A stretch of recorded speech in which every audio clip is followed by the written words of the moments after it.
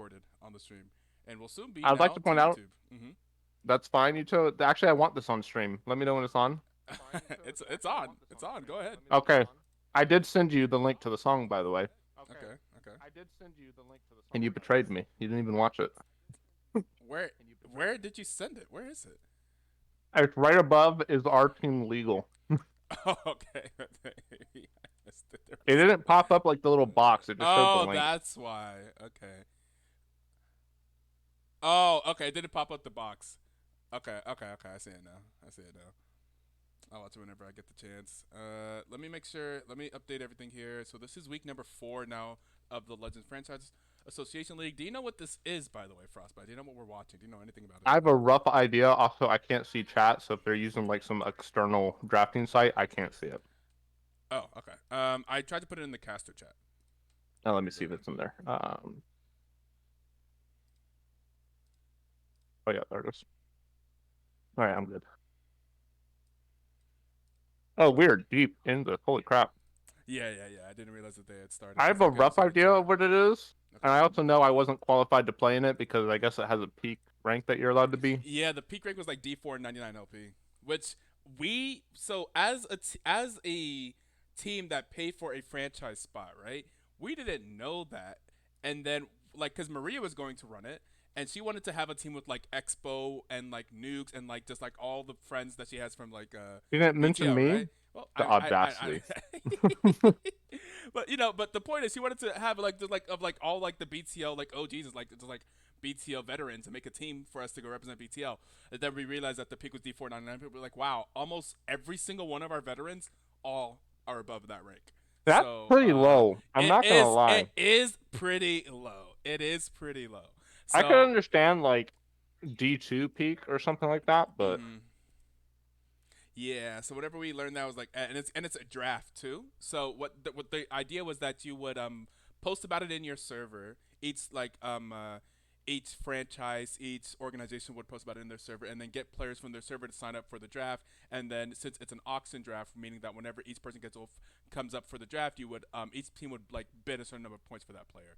The idea was that you would bid more points for the players that you know, and you could still potentially get your players, but we didn't know anyone in the draft, so they had an exhibition night about a week before the draft, and I asked. I mean, I think you saw the ping. I asked if anyone would be willing to just like if they wanted to be a management, like part of management, or help me yeah. coach this team. And Red Strike and Your Back Connection from our champions last year stepped up to do it. I think they are currently running this draft. Let me Yeah, I go think over there. you asked me specifically, Indefiance. I did. Yeah. but I was a little busy, so Yeah. So Indefiance and Red Shark are currently in the team chat right now, so they are working on the draft for this team. So yeah, so pretty much Las Cucarachas from last year are the team of people that are doing the drafting and the coaching, and they run the scrims and stuff like that. Because pretty much everyone on this team is D4 and below. So essentially, it's like a little sister team. Like you can like we can coach them. We yeah. have mostly high real players. So that's the idea here. We lost week 1, but we've won the last 2 weeks. We are 2-1. Nice. Our first pick was our jungler Bouncy. We spent pretty much UBC watched the exhibition games, and from like the first exhibition game, like listened to the comms because like pretty much all the players were on different stages, and you could go in and listen to the comms and watch them play. And Yeah, he immediately pointed out that he wanted Bouncy on the team no matter what, just because I Bouncy do. was like super. He communicated very well, so like he was very IGL energy, and Yeah, so he just was like, no matter what, I think if we had Bouncy on our team, we could probably win, just yeah. off of the I fact that he communicates well. I do have two questions. Go ahead. First question is it fearless? It is not fearless. Interesting. Okay. And then second question is, this tournament, right, is made to represent all the other Discord leagues, right? Mm-hmm. That's like the idea. Yeah, yeah. So Not necessarily why Discord. Not have this necessarily lottery Discord leagues. system? Uh huh. Just why have the lottery system? If the whole point is to like represent each Discord or like league or whatever's ran, Yeah. why do the lottery system? Like I feel like it would just make more sense to have Pre-made teams. the players from that Discord represent their Discord, right? Yeah. How weird would it be? How weird would it be, right? If like I'm assuming Outrage is from our Discord.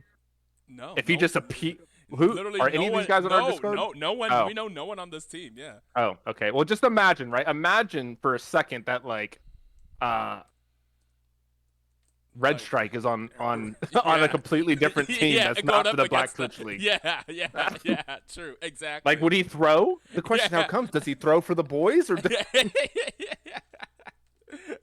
a good question. I wonder if they're run into that, or if the end of the players are just signing up an individual and they aren't like super loyal.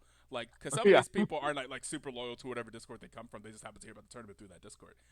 So yeah. it's not like everyone in the BTL Discord is super loyal to the BTL. For example, there's a lot of people here that aren't necessarily veteran players that would like. So for Red Strike is an extreme example. It's like, I mean, that would be kind of weird to see a Red Strike on a different thing, right? So, Yeah, but yeah. in the case of, yeah, I'd imagine they probably don't have to run it too much into that. I think it's Well, mostly the players kind of signed up as individuals, and they hope to get signed up by the team. And not, by the way, not every single other franchise spot is owned by a league. Some of them are owned by esports orgs that yeah, just create teams. Like, I think Flannel Esports is probably a team that just creates a team yeah. to compete in Okay. different tournaments. So the third question, miraculously with the new knowledge I've been compounded. Hmm. Are our boys in blue or whatever Yeah. advertising Black Twitch League to this team? Because they need to know about it, obviously. Like, come Well, on. they are. Every single one of these players are in our Discord. Oh, They, good, good. All right, they're in. yeah, They're in. yeah, they That's are what's in here. important. Yeah, That's we did number it right one here. priority. I did give them all. They have a link. They have a role called BTLFA. In fact, I'm about to do this go live here. We are live, and you'll see that they do have a role. Legends Franchise Association League. Dude, I didn't know we could change the lion icon so drastically. It Because was if that was the interesting. case, I would have asked you to add when Knights of Ishtar did have our icon up. I think last season, I would have been like, you got to put a sword in there, like behind the lion, kind of like our I mean, logo. here's the thing. If you brought here's the thing about this logo. Indefiance's girlfriend created this and sent it to me within like a day. She was just like goaded. Like there was just like I was like, okay. I mean, if you have some type of idea of how to implement this, and they sent this over like right away, I'm like, oh shit, okay, nice. I mean, yeah, we could work with that. And so we just put it. I mean, if you create it and you give us something that, and it still has the crown, a cat and a lion are relatively close. Like this is relatively Yeah. close to what it is already, so it works out really well. But yeah, no, this was super interesting. I love this. I was like, great, because I am definitely out of color ideas at this point. We go back to like season 8 and like, oh, we've done like every single different color. I don't know what other color we could do to make it interesting at this point. We have like 10 seasons of colors.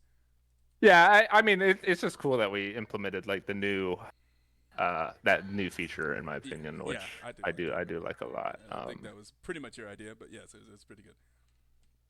That's why I like it so much. Come on. Right, give me one. Frostbyte just cooks. Give me a display detail. I'm partially in the caster booth just so you can show me the game. Oh, okay, yeah, okay. Will do. So, Indefiance is now joining us in the booth, and he did this draft here. Y'all feeling confident? Oh, Indefiance did this draft. Okay. Yeah. Now I can flame. Now I can flame the one and true. If We it actually makes, didn't get to talk about the draft at all. We were so distracted and About learning about the just league. catching me up. But yeah. Mhm. So I mean, before you give your input on how you felt, I want to give my initial input on what I've seen, if that's okay. no, that's completely fine because I Okay. didn't have like full control of this draft anyway. Okay. In a sense, So- like So I came in a some little late. things, So. some big things I've noticed right off rip, just glancing over. Flannel has Mordekaiser, Corky, Sejuani, and Nautilus. I don't really understand the Zed pick, but the top 4 picks, extremely, extremely powerful. We know the terror that Mordekaiser can cause in Black Twitch League alone, let alone in other areas. Like that champion is an absolute menace paired with something like the Sejuani and one of the strongest ADCs right now, which is Corky. So, I Some guess of my my question- answers I might type to you just Okay. in case other people. Okay. are watching. The question I have, right, is like I don't think that Misfortune is necessarily weak, but what, like, just looking at bot lane because that's where I specialize in. What was the decision making in going with Misfortune over one of the more popular strong ADCs such as Corky? Because I haven't been seeing as much Misfortune being played. I've been seeing a lot of Corky, a lot of Jinx, a lot of Jhin. So what is what it Misfortune? pointed Okay, you- I was just gonna question because like I haven't really like played too much, so I guess this is my question like back to you because like there's the sense to me that like when I hear about somebody wanting to play Misfortune, I'm always kind of okay with it because like I feel like there's often times where she's actually pretty decent, but then just nobody plays her. Yeah, Like, well, here, and I the wasn't sure if that reason. this is now one of those moments because like I feel like it's relatively often that happens. Yeah, I don't think Misfortune's ever been weak per se, in my opinion. Especially with the new Infinity Edge changes, Crit Misfortune is going up in value. But the problem with Misfortune that a lot of teams like either neglect to remember or that like even sometimes the enemy teams neglect to Mhm. remember, a lot of her damage comes from that ultimate, especially when you get those 3 crit items where your ult's always critting. But the problem is it's something super easy to stop, especially hypothetically, if we don't see the Sejuani Nautilus, we already see the Mordekaiser. All Mordekaiser has to do is either drop an E on top of a stationary target or drop the ult, if that is the carry and he wants to force her into 1v1, right?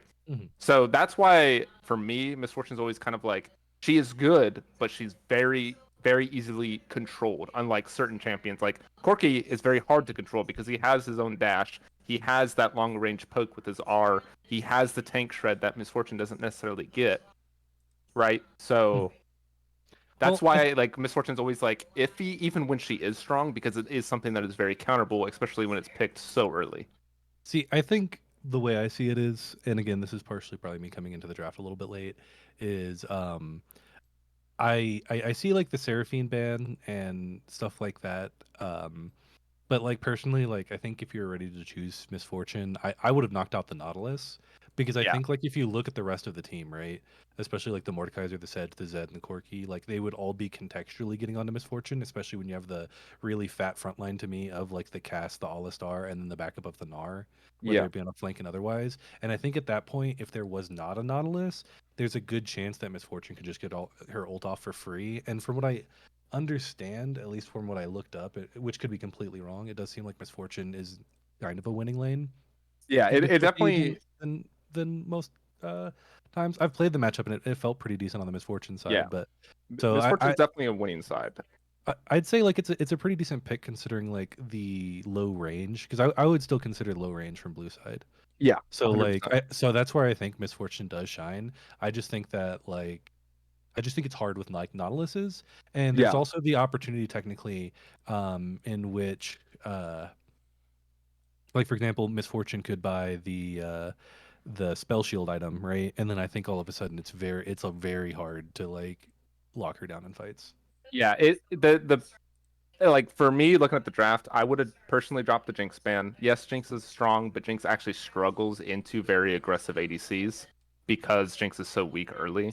Mhm. For that Nautilus ban, obviously perspective or is like a hindsight is the best perspective, obviously. So we weren't necessarily in the middle of the draft while we were casting. However, the rest of the team does look like a nice wombo combo. We have the Cassiopeia lockdown paired with the Alistar, and then we have a lot of follow up from Diana and Nar. And if they can get those combos off, Misfortune could definitely get easy goals because Sejuani is going to have a lot of bodies to try to squeeze an ult through if she's not on a flank. Zed is probably going to be your number one issue for the Misfortune just because he is so hard to stick on to begin with. Mhm. And Zeds are really known for getting those flanks off, whereas Cassiopeia, not really the one to be watching flanks per se because she needs to get up close and personal on those tanks to start dumping her DPS. But overall, I don't think that the draft is bad. I definitely think it has its weaknesses, but I mean, no draft is perfect. We're just kind of in that world. There's so many champions. There's so many angles that you have to think about I that, think the like, biggest thing to watch is pretty much like if the BTL team is wanting to engage, is really watching how like the Nautilus answers it. I'm not the Nautilus, but the Mordekaiser. I think yeah, that is going to probably be like more of the make or break rather than like almost anything else. Because like if Diana gets like tries to get a fat ult and gets immediately ulted by Mord, like if she can at least live it and save her ult, probably not that bad. Same with like Gnar potentially, but there's a big chance that like Mord can just like stop a big chunk of what they want to do. But then again, once Mord's not there, their front line is like Nautilus Sedge, so it always feels a little bit awkward if you're not like the one engaging when you have those two, and like you're just peeling at that point. And with the Wombo, like if you guys just get Wombo and Mord comes out of the Death Realm, that might be a little interesting as well. yeah, Personally, like I think the Positive 5. By the way. all right. Well, Can you display for me? Since I heard there was not room. Or are you already? I think I am. Am I? You are. Yeah, you're just playing the wrong. Oh yeah, I'm about to. I am not loaded in yet. I don't. My thing is like frozen at 0 second. Oddly enough. Okay. You know, it's okay. I'll just watch up your stream. Just go with that. Wait, do I have to do something to watch from his stream? Why is it not showing up? Oh, now it is. Okay, cool. I had to complain about it. Yeah, that's what you gotta do. I realized that was the issue. All right. Frost, are you loaded in yet? It's stuck on the spectate screen. So you can start now. I'll let you know when I load in, and then we can sync up. All right, sounds good. All right, then we'll get it out. Going. Let's get into our first game here. The BTL team coming into this 2-1. We're up against Flannel Esports. I believe Flannel Esports is not 2-1 if I remember correctly. Let's see. Hold up. I don't think standings. if I'm Yeah, I'm pretty sure Flannel Esports are 0-3. So come on, boys, don't be that guy. You don't want to be. You know Alonzo Boss. You don't want. It's early in the Lamelo season. People aren't truly like last seeded until like the season's gone on for a bit. Because early on in seasons, even in BTL, there's often times that teams have just not played together like at all. Like even if they've made the team, like they somehow like have only had like one flex game or something. Yeah, And so like there's teams that just drop games hard early while they get on. So you know get under rolls later. So Looks like we have potential invade here. It's gonna looks like get some deep wards, which is very smart. A ward location is not the best, but it gets the job done. You can figure out where the enemy jungle is starting, and Bouncy is gonna get that replication ward because they knew that I'm that's not what they were a big fan doing. of putting it directly on the buff. I think it's very easy to hide from that ward. Yeah, it's easy to hide unless the Ooh, they get jungler this does start ward. buff directly. It's definitely better to put it on the Raptors, specifically that bush beside the Raptors. It gives you the most value information that you can Yeah, get. and it's a lot harder, I think, to like ignore as a jungler. Yeah. I think personally, if you know that they've probably warded like the red, you just go like a Raptors Krugs into red, and a lot of times it fades by the time you get to red. And then so like their their known quantity is a lot lower. That's probably why they immediately were able to sweep because they took the sweeper for the invade on Nautilus, of course, but they were able to sweep the red buff because obviously Sedge wants to start a buff. It's because honestly she's slower at every other camp. You can pause it now. I'm loading in. Okay. I heard that at least I've seen like on YouTube or something. Where is my thing? I'll pause at 210. I've seen that Diana's really strong recently. Do you agree with that? Is Diana really strong recently, or was that patch? Was that like am I late? Was that like a month ago? I feel like she's been strong, but I do think she's strong right now. Yeah. Okay. Okay, I'm ready. By the way. At 210. Yep. All right. 5, 4, 3, 2, 1. Play. 11, 12, 13, 14. All right.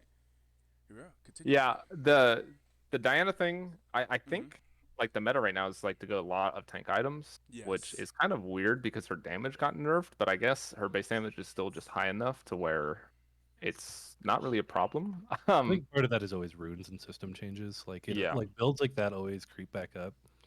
The one build that I kind of missed, but I know was extremely toxic at the time. Do you remember like Trinity Force Echo Top? Yeah. Yeah. Or like Frost. Yeah, Frost yeah, Gauntlet? like That build Frost that Gauntlet. build was Yeah. so much fun. Like it was legitimately so much fun. But I completely understand nerfing it out of the game completely. There were a 'Cause a few tank with Nick as champions good at is, that time that would go that same build and go top lane, right? It wasn't just Echo. I feel like there was a few champions that like were abusing that build. I don't remember what. I mean, you have like the LeBlanc meta, right? Like that's like one of the key. The static example where shiv she will went block one of the wild. static though. shiv, Triforce, like it Yeah, was you just W in and like That was auto more once and then go recent. I back. feel Yeah. like that was like a year ago. Yeah, I feel like that there was was recent. someone in BTL That that was- went off with that. I feel like I forgot who it was, but someone went crazy with there's that. a build that was just like that, but was way. Oh, we funnier. do have a little bit of engage on the top side on Isso. He looks gonna be able to jump away, but Zun does get the dash on, tries to get the stun, but the flash is gonna keep Isso safe for now. I think considering that the Mord already E'd, I don't think he needed to flash even if he got stunned. I think if the E was Yeah. up, then absolutely, but I think it's more about like making sure that you don't have to waste that teleport early on, because if they did get the stun off, that's gonna be a lot more damage. Like yeah, you have the mini Gnar, but once you get stuck in that Mega Gnar, you're super vulnerable. Boat we're Chicken, gonna see by the somewhat of an way, engage here. is someone Yeah. who Oh. Great hook though. feels like we should have Yeah, that was a great build, says Yusa. Was Yusa the person that was abusing that LeBlanc build? Was it Yusa specifically? I forget who it was. I feel like it could have been Yusa. I feel like it was a lot of people. Yeah. No, there The, was at the least like 2 or 3 people doing it. the funnier version of like not that build, but like literally the same exact thought process was All-Star top building static shift in Trinity because he used to be able to auto during his W animation. Oh. So you would just auto the melee away. We do have another little bit of a tussle in the top lane. Both top laners are really just showing lack of respect for each other and the locations of jungles. Yeah, I definitely agree because for example, ISO knew that his jungler had started top to bot. So in that sense, like you just play super Omega cautious early. Ooh, a good trade back there from Outrage. So, but then like at this point, it's surprising to see Mord trade like as heavily. But I think knowing he has the flash advantage, he wants to try to push that a bit. Oh, I was saying, just this is like outside of the context of the game. Boat Chicken specifically was someone that has been talking some, I don't know about trash per se, but kind of teasing, saying that he expected to get drafted by the Black Church League. Apparently, they are a black person themselves. I'm not sure if that is actually confirmed, but they're like, "How did you not draft me?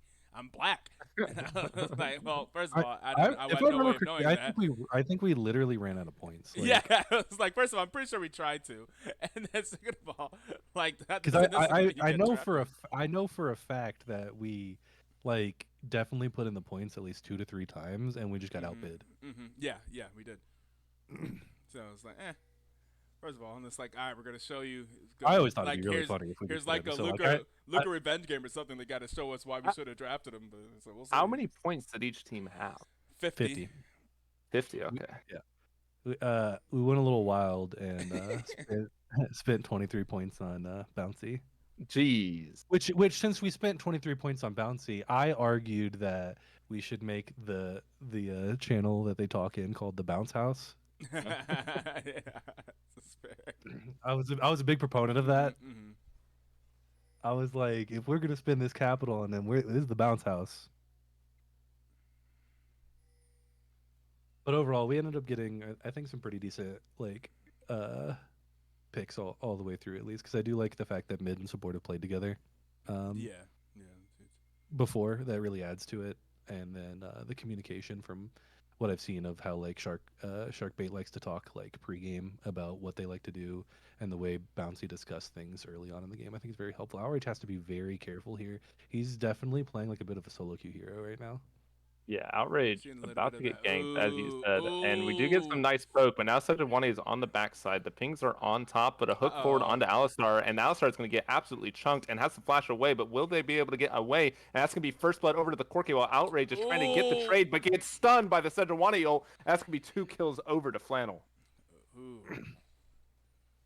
So you never count people down. Yeah, there we go. Two mistakes in a row. I would feel like the Alistar kind of in a tough bot lane, and then I don't know. Outrage is just playing super aggressively there while completely Yeah, unaware of where Sejuani was.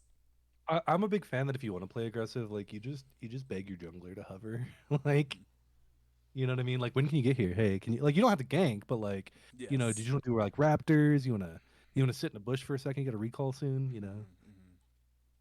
I'm a big fan of like trying to have junglers in the area of where you will like to skirmish because even if they don't help you and you can solo kill, then like you just get the chance. I think it's just a little bit of over aggression there, especially when you can generally trade very well. I think also that to me BTL is a very scaling team. That I'd say in most cases you're really looking for like more of like the flanks, the team fight wombo combo. So like if you don't have like the numbers advantage, you kind of want to like scale and then like set up at dragons early and stuff like that. That's fair. I do agree with that. Like, the only problem though is like if you do rely on that too much, like sometimes you can become predictable. It's like, oh, this person's stepping up too aggressively. That probably means their jungle's nearby, right? Like, Mhm. you do have to like at sometimes take a little bit of risk to get the reward. And the best way to mitigate that is like if your jungle can't be nearby or you don't want your jungle nearby to give away what you're trying to do, Mhm. then at least have some info on the enemy jungler. Like know the last location. But the ultimate from Saint is going to go down on the ISO, and ISO right now is stuck in this 1v1. No Mega Gnar in sight. Is going to try to jump away. The ult does run out, and a nice flash, but the flash in response for the Saint Q is going to be enough to get that feat secured. Yep, 3 and oh yeah, that's right. I wish we could see feet progress again in spectate. We cannot. Ooh, It's I'm always so weird to me. realizing that this is A hook forward by Billy onto Frisky. Frisky's going to be able to jump away thanks to Sharkbait pushing away Juan. That's going to be quite a rough trade. Spotted out here by the pink ward. Yeah, we do have a collapse of 4. Outrage and Bouncy on the flank. Outrage trying to get that Miasma down. Miasma is connected, and that's going to be a lot of CC and a flash forward and a nice ultimate for a 2 for nothing, So while the hard to play Alistar is the again. one tanking the tower. And it's not a big deal because Alistar has that unbreakable will. Yeah, but that's exactly how you want to play the team comp right here, especially because like at first I was like, oh, they could outplay it, but once the miasma went down, like it was just like, oh man, like what do you can't flash, you can't W. Yeah, You can I barely think Juan pray. was. I think Juan was holding that W a little long. Like as soon as you spot that Cassiopeia, you got a W to the tower. Yeah, I definitely agree because I think that's one people thing that they like to do too much is they either like I would say burn the escape after it can't save you, or they don't burn their escape in hopes that they can save their escape, and I think it's generally like good to either use it preemptively or then save it if it's too late. Yeah. Or at least bare minimum, if it's a basic skill, you should just probably use it, No, even if I it's know, I not like definitely agree. infinite Just out skill. for your Yeah, Like it's not like it's your flash. my favorite thing though about the Corki rework is the fact that his W does so much damage. Like it's so fun when you get the mini rumble almost on people because people don't expect it, especially when you're like kiting back. If you like kite back and like plan to fight, and it's really cool. Yeah. It's actually really fun.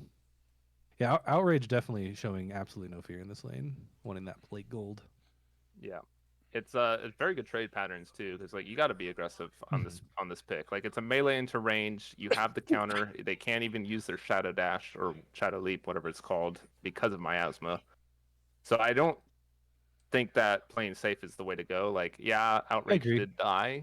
I think it's But less about really having your jungler around. I think it's more about just making sure you've got the vision you want. We're going to see a yeah, skirmish here. yeah, we Ooh, do but have the hook Outrage onto does Sharkbait. recall. Yeah, Sharkbait He's is taking that having to point. flash and drop the unbreakable will, but that's going to be enough to push Zundel away. And a Yeah, and they TP, might have I'm to go for assuming from Dragon. Outrage. It looks like they're still kind of wanting to fight it. We do see a TP starting to come up from the top lane as he just hit Mega. This could be absolutely fantastic if he, for example, TPs it behind red buff. He does Yeah, have it now. they're It going to have is to do it wearing fast, off. but it looks like it's going to be a back. But a forward engage there on Bouncy, but the hook onto the Misfortune is quite a collateral damage. And a nice ultimate there by Billy Bass to get the double knock up on the carries. And that is going to be Frisky dropping with Sharkbait soon to follow. And now the TP comes in from Gnar. It's a little bit late, and Bouncy is out there all alone in a 2v1. So that is going to be a 3 for none with ISO barely escaping with his life and using the teleport. Yeah, see, no, at that point, that's just too late of a TP. That's more of a consolation one, and that just gives nothing but like plates and even more gold to Mordekaiser, who almost felt like he wasn't doing much. I think when they realized that Outrage, I guess, wasn't willing or couldn't basically like rotate down, is when they should have aborted the play.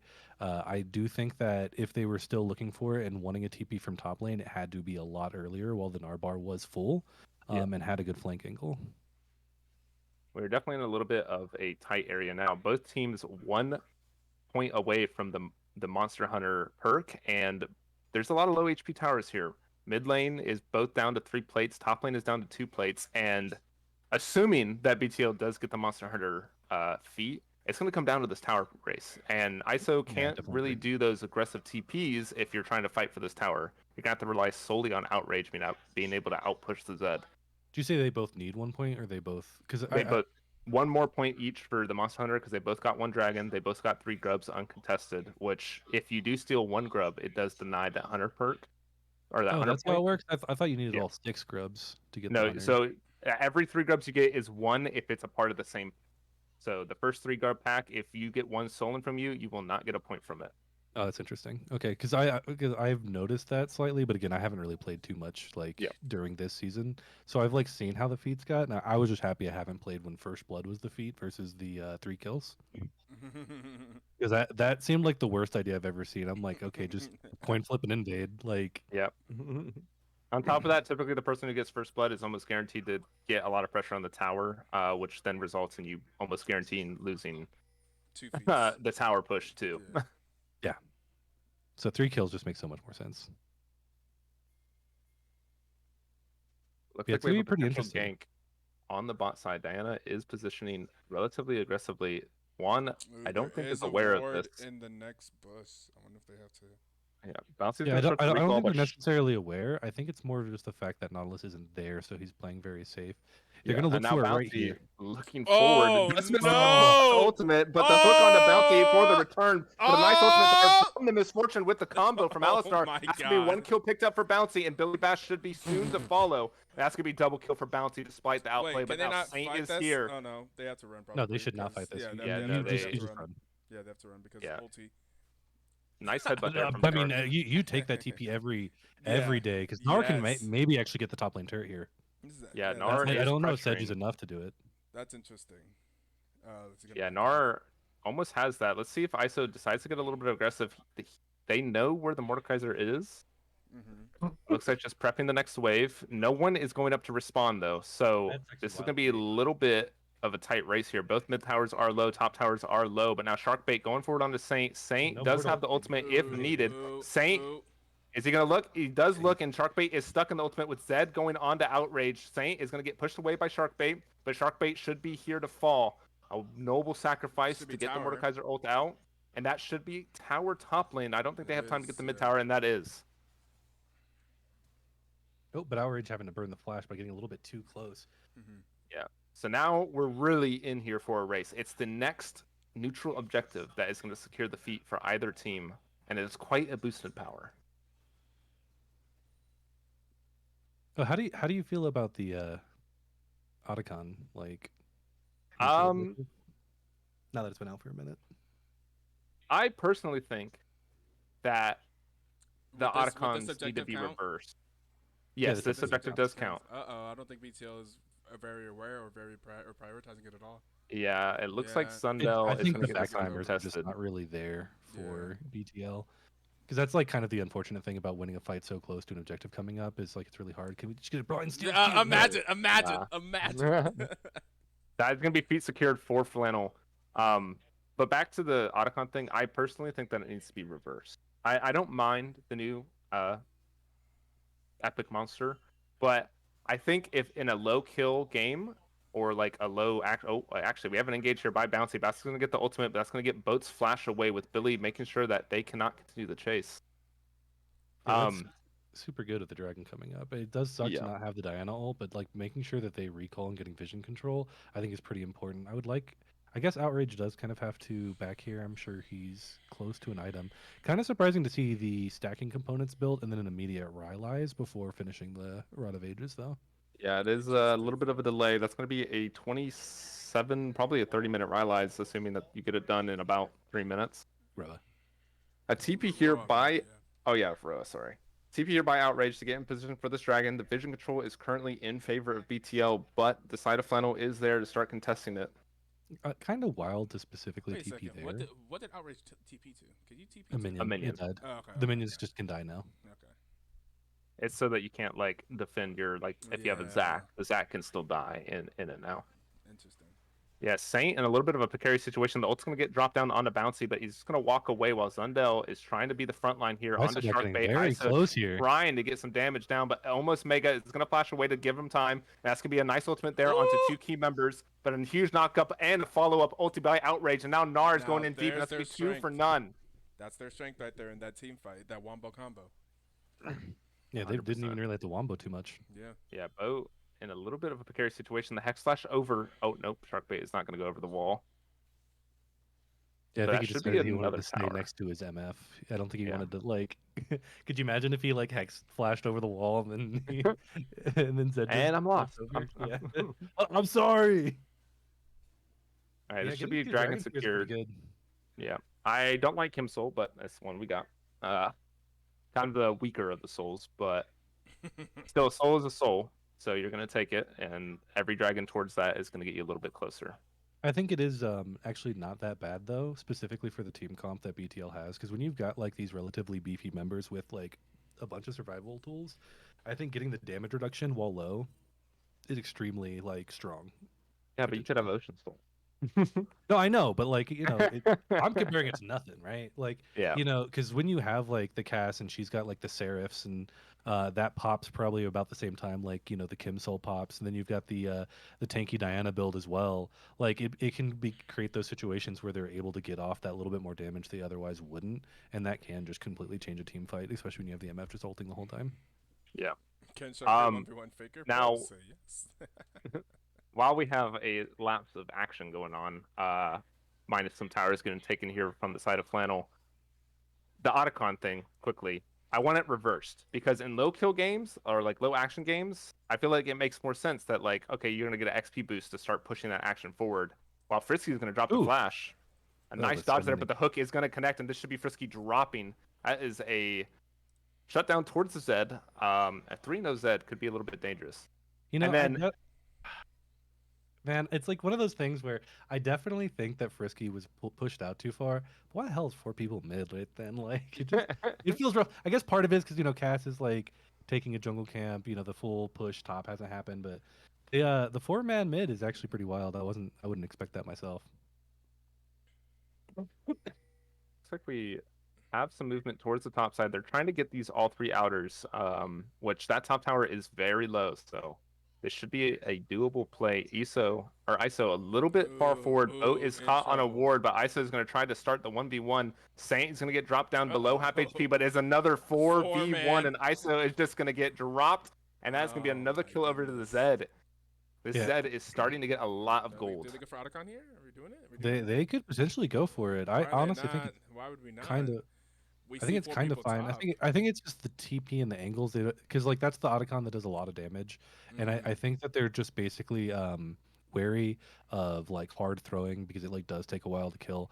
I think if Cass was able to get there in time, I do think that they should have been able to potentially Yeah. take it, but it's also just hard to say because we're gonna Ooh, see an immediate Cass going for a 1v1 onto Saint. Saint's going to drop down the ultimate, but I don't think Saint has the damage to keep Yeah. up with the Cass sustain. That's going to be a kill picked up there for Outrage. Cass and that's was smooth it. in there. Hey, it's so key to have somebody who can match a Mordekaiser like that in the side lane, though. Like Yeah. it's so good, especially if you also realize that you can kill him in the middle of the ult, because then you don't even have to worry about like, oh, I'm gonna die and then be in the middle of the team. Like worst case scenario at that point, you trade 1 for 1, and that's like Yeah. a phenomenal point to be. All right. So now let's see if I can finish Otacon discussion. No, they're gonna fight. I know it's every time. The Otacon that gives the GA, I feel like makes more sense in games with lots of kills going on, which is typically the Ruinous Otacon. Am I mistaken there? Like it's like okay, super hyper aggression. Now, if you are able to win the Otacon, okay, let's make this aggression more like in their face, right? I think the point of it is I think it's like pro. It's like it's It aimed for more sure for the is pro pro one balance. Yeah. because they're just like, all right, if you're going to be passive and it's a zero kill game, we'll give you a GA so you can just absolutely dive out of your mind. And if it's a high kill game, then whatever. People will just fight over this objective anyway because they just fought over 2 wards. Yeah. So I think the point is to try to like force a little bit more aggression because like that's supposed to be like the biggest key of this season is being like really aggressive from what I can tell, to give the big Noxus. Noctis vibes. Yeah. We do have a fight breaking out. ISO once again gonna get stuck between two members, is gonna jump over the wall and just I would kind have of liked this walk guy to stand away. there and fight. I actually thought he kind of baited them out really, really well. His Narbar was about to go up. And we're gonna Yeah, see. and now we have Outrage getting 1v1 here by the Zed, but a nice ultimate there to get the stun down, and now Boat Chicken could be in a little bit of danger, but the ultimate's Outrage! gonna get dropped. It is now gonna be a 1v1 of ultimate trades, and Outrage is 1 HP and is gonna get caught by the Shadow Z. You're a ranged champion, my friend. Like Why he you might walk still away? catch you, but like Yeah. Saint gonna drop the ultimate onto ISO. ISO has no Mega Gnar and is getting affected by Rylai's permanently here, so ISO gonna try to flash away because the E doesn't hit. That was a surprise, I'm not gonna lie. But Yeah, I thought Saint the E looks like was they're gonna gonna be drop slow. it. A flash forward there by Saint to try to finish the kill, and it's not gonna be enough. So across the map, 1-for-1. I think you Yeah, go for Dragon here. I don't think you reset. I really dislike this reset because when you Yeah. reset here, you're matching to turrets that you've already missed. So I think like you just have the Gnar reset. You have everyone else go for the Dragon, but instead you're gonna lose 2 inners and then potentially lose Dragon as well. And I think that's just giving up too much on the map. because Gnar has TP. You know, Cass is coming up soon with TP. Now, Yeah. like you're also losing Dragon. Like losing 3 objectives like that hurts so much. And then you've got Bouncy here. I would like to see a duo TP from bot lane into this pink. Yeah, we might be able to see the fight here. It looks like a lot of team members are moving down from BTL's side. The Dragon should be going over to Flannel unless a Miracle Steel goes down, but it doesn't look like that's going to be an opportunity. The Misfortune ult is going to get dropped to try to steal it, but it's not going to be enough. Now Bouncy goes in on the Zundel. Zundel is going to probably die here right into the grasp of Outrage, and a flash forward there by Bouncy to keep the fight going. Billy going to get caught out a little bit. A flash over the wall, but a nice cue to get sight from Bouncy, so they're not going to be able to get away. And Billy is going to drop here. Should be able to turn this into a tier 2, maybe a little bit more if they keep the pressure at mid. Yeah, I definitely would have liked to see an earlier TP from Outrage. I think if he just TP'd to pretty much where he did previously and then dropped like a W Miasma like onto Corki, I think that would have given the confidence for Bouncy to just walk up and bring up the 50-50 point of it. I think it's like everyone else just kind of like slow on the trigger in general, but it's still good that they were able to make out with some kills afterwards. Yeah, I mean, dragons are even. It's not the end of the world losing that dragon. It's not like you're putting the enemy on soul point. Yeah, you lose your chance at soul point, but you're just trying to keep this game close. You've lost a lot of towers due to some mismanaged plays, and like the gold is still even.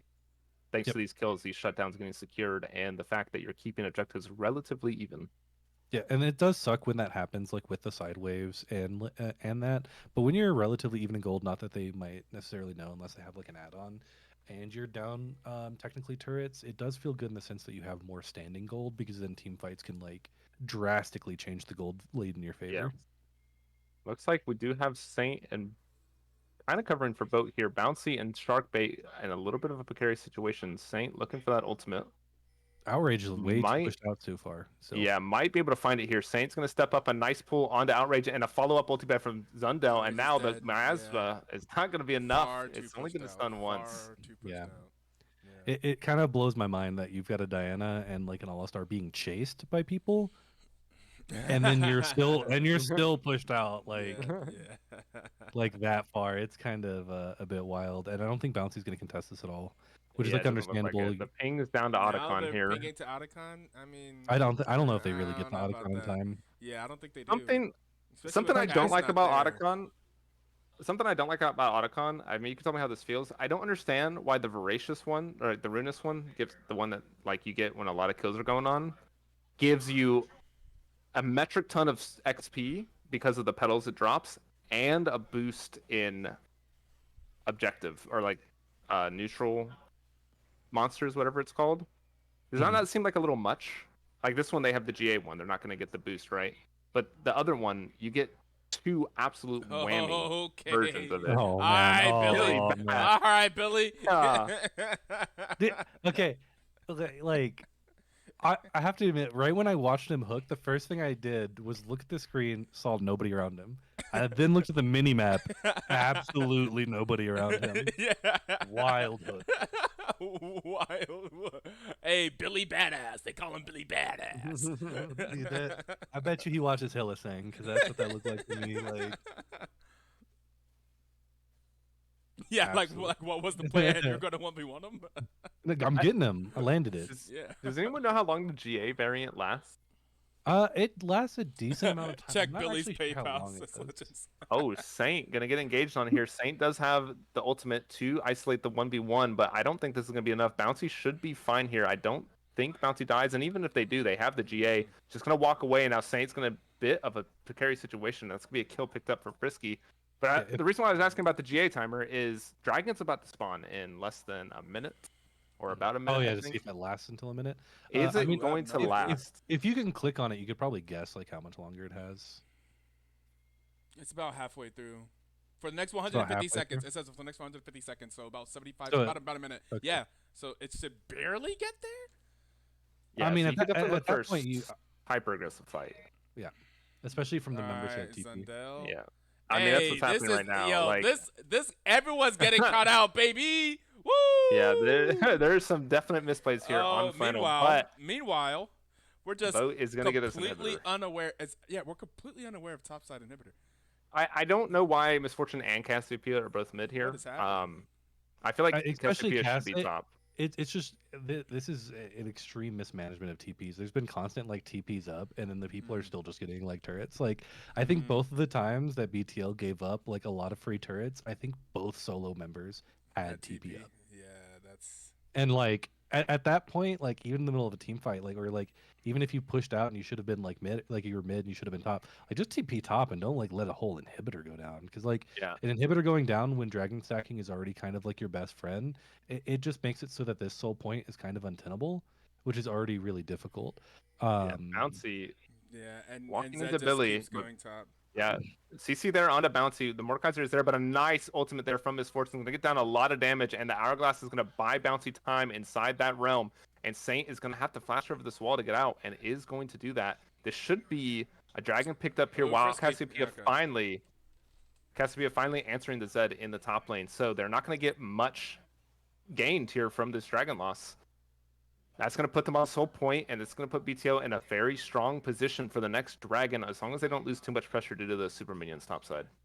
Yeah, it's always that interesting balance of like losing pressure from like having the super minions constantly funnel in, but then it's also the extra gold and wave state constantly being pressed into like for example like a Cass, because like this will definitely help Cass get a Rabadon's her next few items or Yeah, whatever, because she just basically has that full wave, and he then should. thankfully getting that dragon and being on soul point, like that at least makes the main objective they have to worry about in the next 2 minutes, which is a pretty long time, be at least on the same side of the map.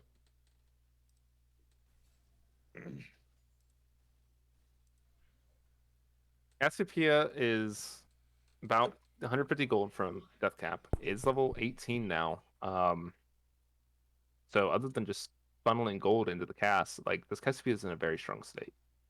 There is Extremely. not a lot of champions that can really deal with her in a 1v1. The only exception is Zed, and it's not even People who can like guaranteed. it's like people who can generally like outrange her and like she Yeah, can't run them down. I think because like for example like she struggles really heavily with Anivia for sure. yeah. And that's just not something Zed can do. The upside to Zed is if Zed does dodge the ultimate, which they didn't in their last 1v1, and Zed still managed to win. But I think that was a fluke personally. Like Cassiopeia didn't have all of these like core items, but now Cassiopeia had these 4 core. Hmm. I mean Zed is Um, fed as hell though. yeah. I mean Cassiopeia is ahead in items Yes. Hmm. thanks to not having to buy boots. And now that Seraph's Embrace and Rod of Ages is completely done and completed, those items are now probably worth, I would say, like 1.5 of what their original value is. No, I definitely agree. Especially and then like I think if Cass especially is going for the oh we're gonna see a bit of a Oh, skirmish here. yeah, They're kind of going Shark on shark Bait. bait, having to Gonna go have to mill. drop the ultimate to make sure that they can get away. That's a pretty big cooldown to do right before Baron. That is 30 Oh seconds yeah. on Baron spawn. And they oh wow. Oh, a flash Okay. forward there by Outrage, but the ultimate is gonna go wide, but the hook from Billy is also gonna miss, and a nice ultimate there from the Misfortune gets it down a decent amount of damage and secures 1 kill. Bouncy once again gonna drop the Hourglass in the realm and not gonna take any damage, but now Sharkbait has to be a little bit careful. The poke from Juan is coming in, but it's just That gonna be a one for flash none. ult for outrage is pretty crazy. That Especially because, was. like, in Yeah, most cases, when you do that, they're not really going to be facing your champion, Mm. so it's a little bit difficult. I think at that point you'd rather Alistar or like still Diana try to make the snap decision. And it is Yeah. kind of wild to me to have the Gnar matching the Zed. I just don't think Gnar can match Zed that well at all. yeah. I mean, oh yeah, I mean, look at that. It was just 2 Qs, lost a quarter of his HP. Now, Juan pushing up a little bit too far, and this could be a bad location for Zendel trying to cover for Juan. Bouncy trying to get down some damage.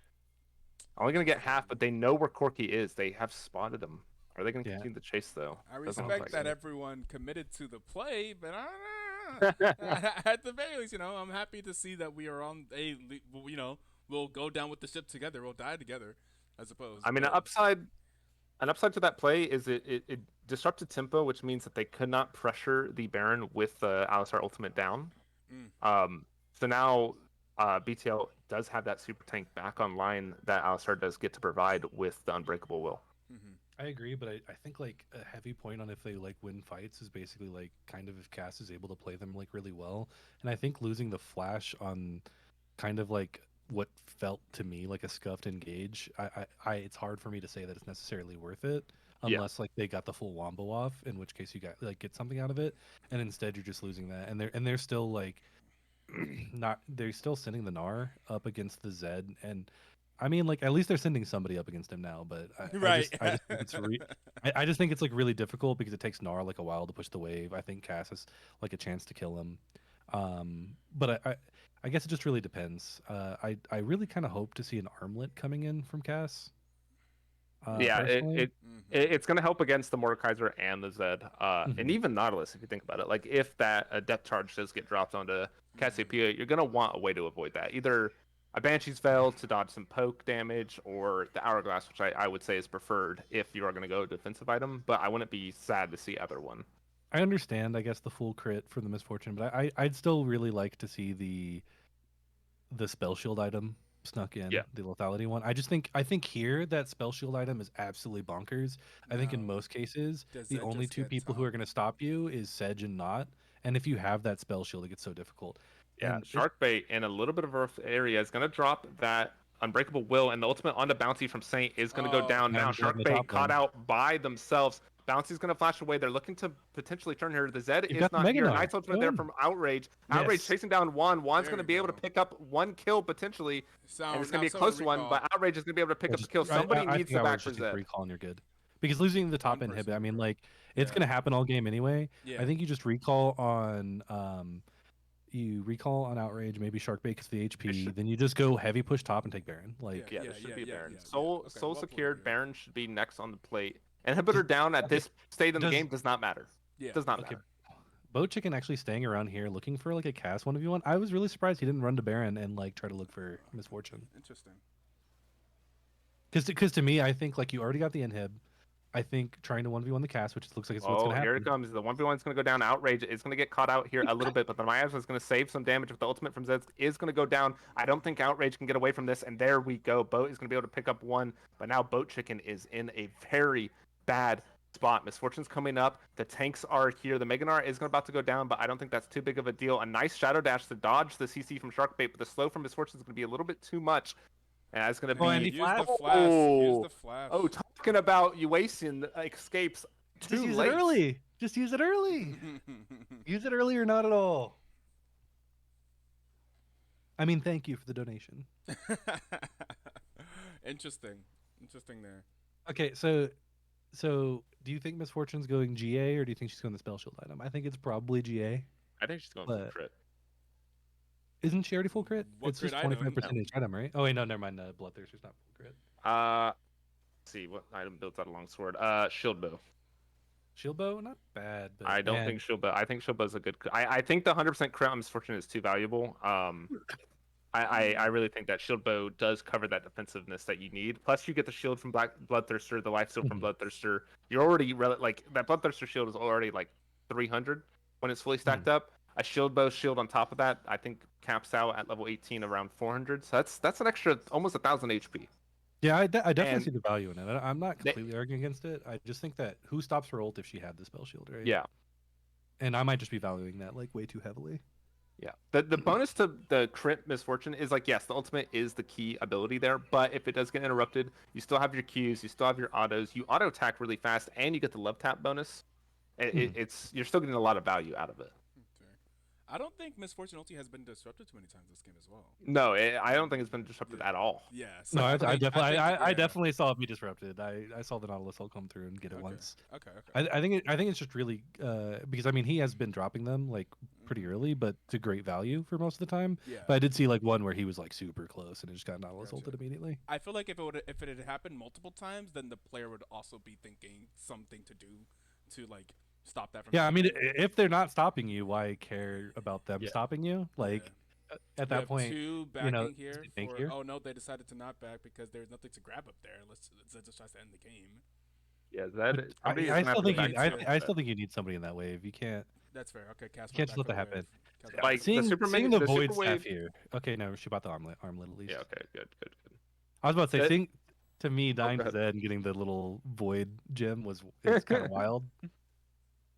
Because it's like one item and then you outplay his kit. Yeah, I think Boat is gonna have his little struggle here. Outrage is gonna pop the Little early. hourglass, It is a little early, but it should Oh, be it's enough. A good. nice flash there to dodge the damage. Now, Boat is in a little bit of a troubling true. situation. The Rylai's slow, but they're going to stop the chase there. Yeah, I think it's I because don't he think didn't you hit need to stop miasma. it. I mean, yeah, I would definitely keep chasing, but I think not. I think he might have missed the miasma and just decided that it wasn't worth it at that point. Maybe worried about the cooldown reduction of that specific build. And I Zed have goes no, right back, baby. I have no idea how that Zed build is like. I know it's good. I just don't know. Like, It's wild, is what it is. Oh, ISO getting a little bit isolated here, and it's going to get dropped. The Definitely. Mordekaiser ult does go Oh my down, God. and it's going to be able to jump away. Oh, no, that What? wasn't Mortal. I'm tripping. I cannot believe Nar survives that. What? I kind of can only because like man, Zed just was like not interested anymore all of a sudden. Like Mor's like, I got him, I got him. All he did was double bounce, and like Zed was like, my cruggies are up, bro. Like I gotta go for the guaranteed gold here, right? We are starting to see those upgraded boots come in for the side of Flannel. We do have the Ninja Tabby upgrades for the Mordekaiser, for the Corki, the Merc Tread upgrades there for Sejuani.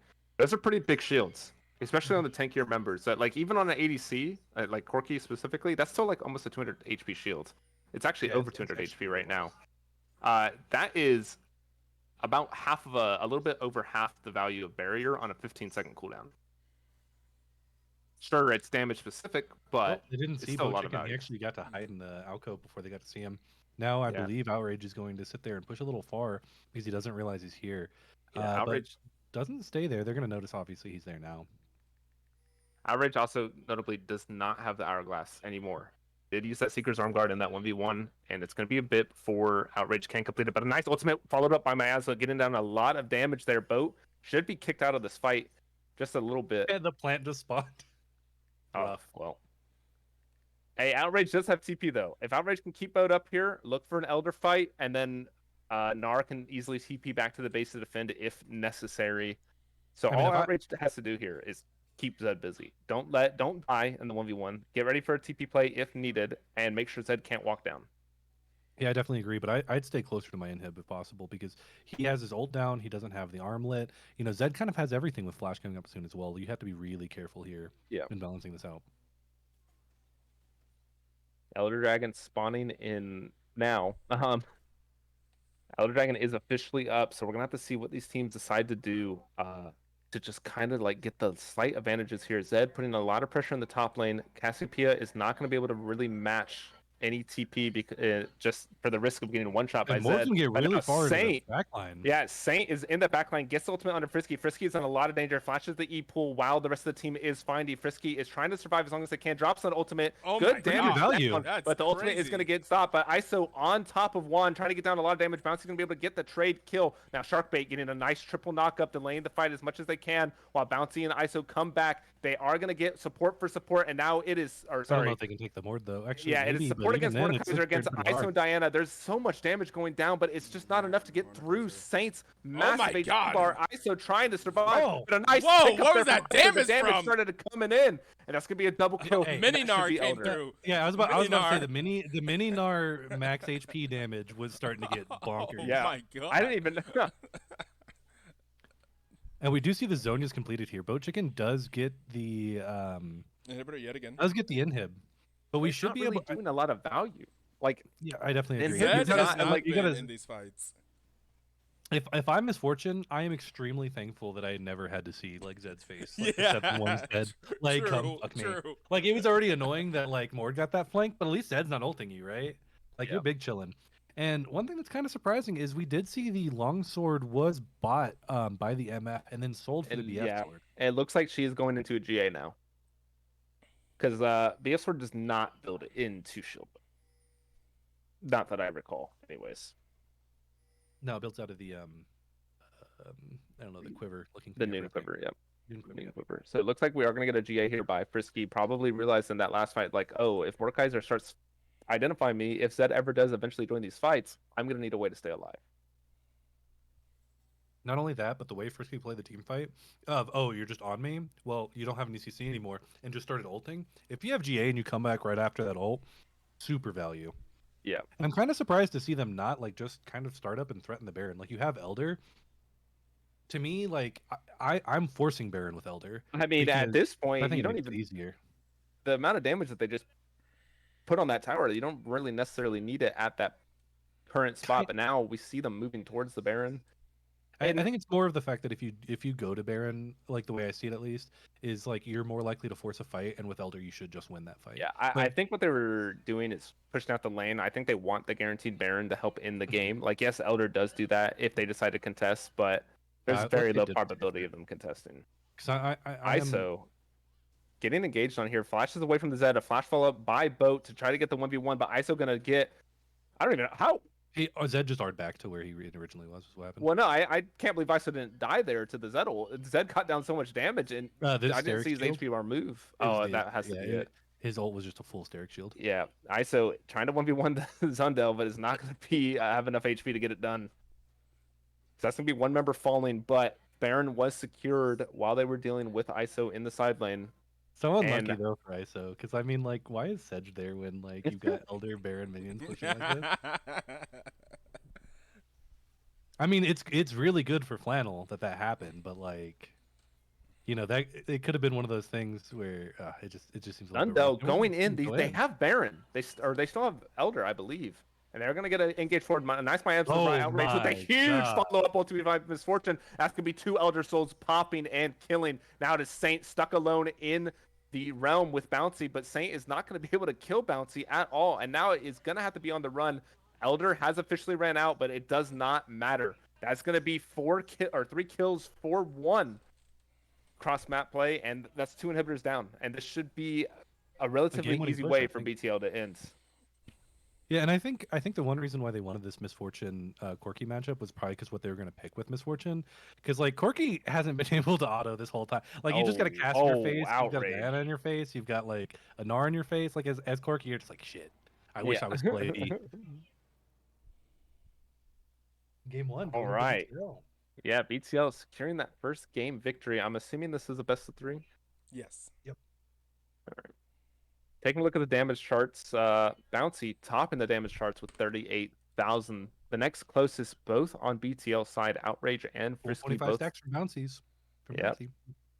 Welcome to the topping at 37,000 damage. The closest person to the damage is Boat on Zed with 31,000. But I don't think that damage was valuable personally. Like he wasn't ever in any team fight. I did not see Zed group for a single team fight. I swear to God. Well, I mean, what blew my mind about it is that he did have TP while doing that, and I think there was a lot of opportunities to just take the inhibitor and just TP to the bot fight.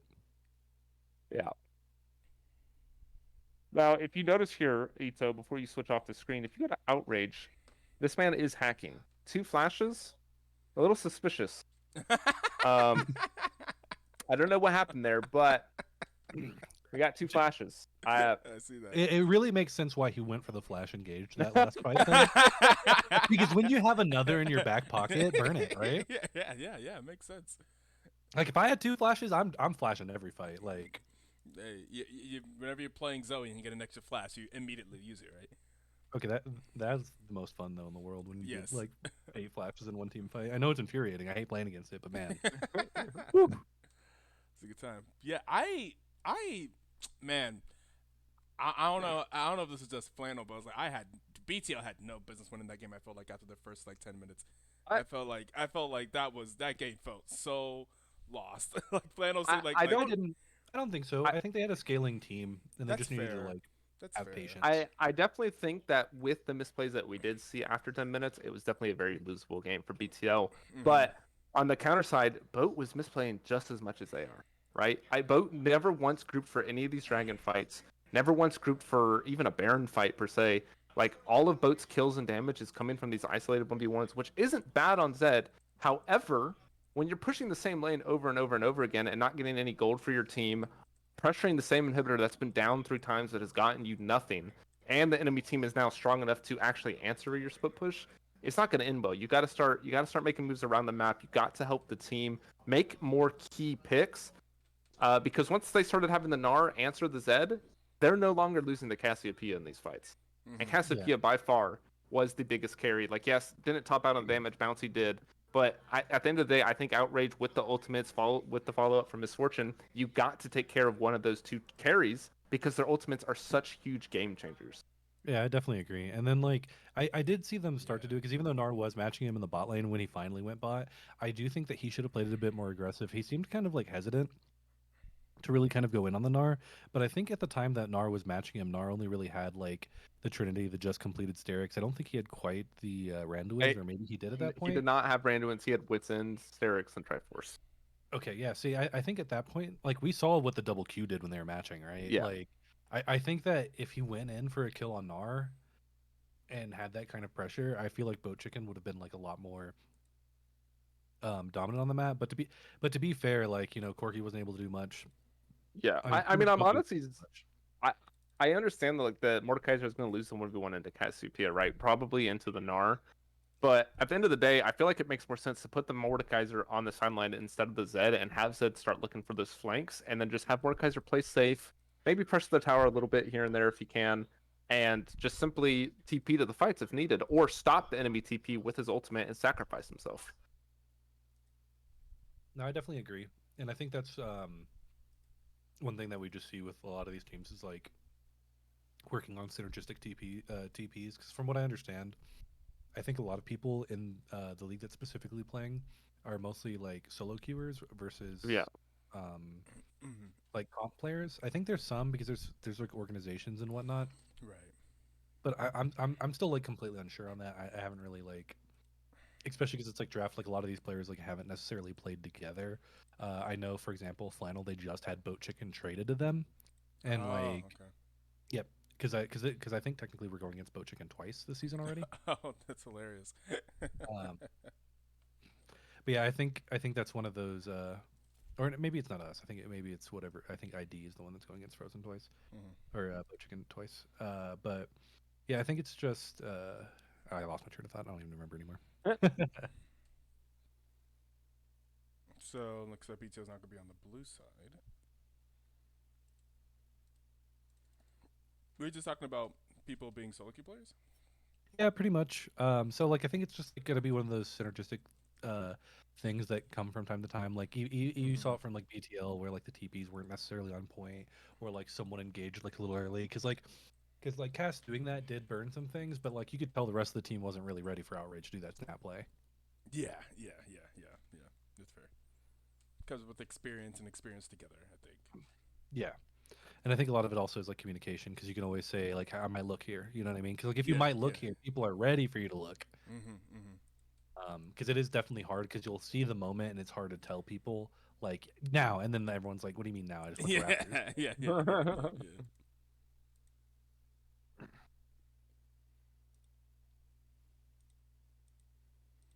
Ah, interesting. But BTL takes that win in game one. I'm gonna go hype them up. Yeah. I I guess yeah they did have that scaling comp, so you know good good win. Yeah, But it I mean, just it like was a good win. yeah, it was a good one. It was like man I just felt like at some points it just felt like so messy or felt like oh god things are going so poorly or there's so many. I think I'm just used to watching like veteran BTL teams at this point for the most part. Like most of the people in BTL are high reload one and then have more comp experience. I think. So a lot of things I'm Yeah. saying like, oh my goodness, how are we so pushed up here? Like, why are we so pushed up without even like acknowledging where other people could be? Just like, or just like, oh, why is Zed just getting this tower for free with people without TP up? It's like things I don't really see as often in the games that I watch. But I think it's just it's interesting too. I like it. It's cool.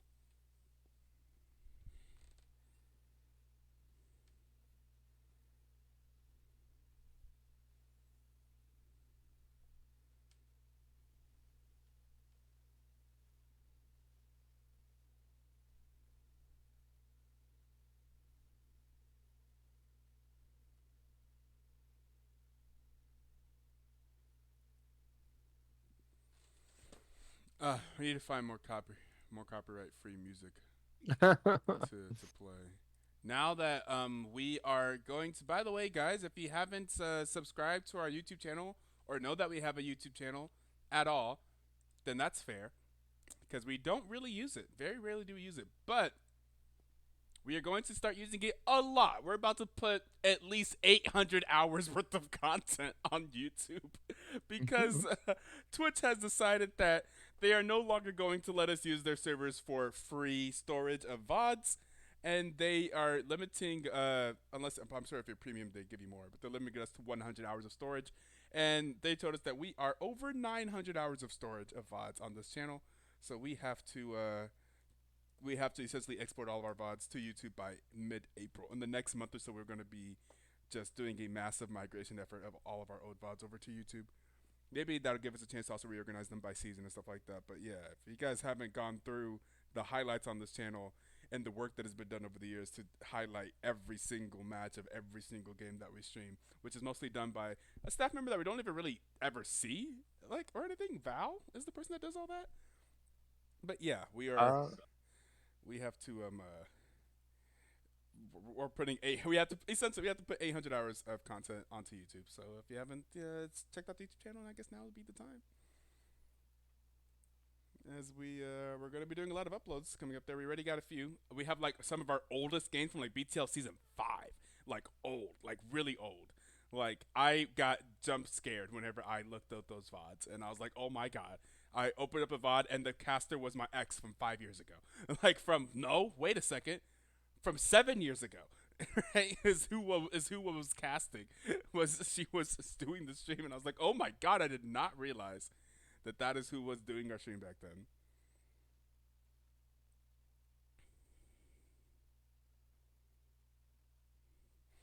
I see No Mercy. Whenever No Mercy won, whenever my team won. And then we have our most recent VODs as well. And the VODs throughout the year. So, yeah. Check it out. We are into the draft here. With this. Thank you for the follow.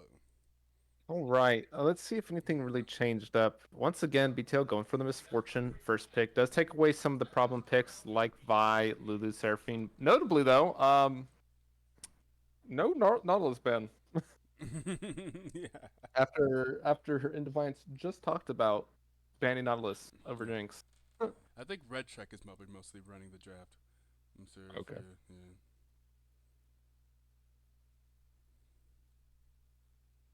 See them both over there in the chat, but they are currently muted. So probably letting the team walk through them. Maybe they have like a guide as to what they want to draft. Okay, Ziggs picked up first by Flannel. Nah. First game mode just says nah. It's using Zig. That's probably the big bot lane if I were a betting man. Oh, with the Pantheon? Now, this could be Pantheon jungle. This could be Pantheon support. We don't really see it anywhere else. I'm kind of hoping it is Pantheon support. I think that the jungle variant is a little bit weaker, in my opinion. And also it adds a lot of pressure for Misfortune. Like, Misfortune's not going to be able to, like, as easily stop or, like, get those secure ultimates down because it's like, oh, somebody used Nautilus ult. It's like, no, Ziggs W and Pantheon W both on, like, 5-second cooldowns, you know? Yeah. Like, it's going to be quite the risky thing, but currently BTL just running it back. Misfortune Diana. Let's see, what was their third pick? Alistar? Let's see if we see another Alistar pick. Which I don't actually think Alistar is bad in the Pantheon. Into Ziggs, though, kind of rough. But they just run it back. Oh, it's going to be the Braum. Okay. Could this help keep Misfortune a bit safe from some of the Ziggs stuff? Ziggs Satchel charge, but Ziggs ulti, I mean, probably not as doesn't block the Ziggs ult. Yeah, it does not block Ziggs ult, right?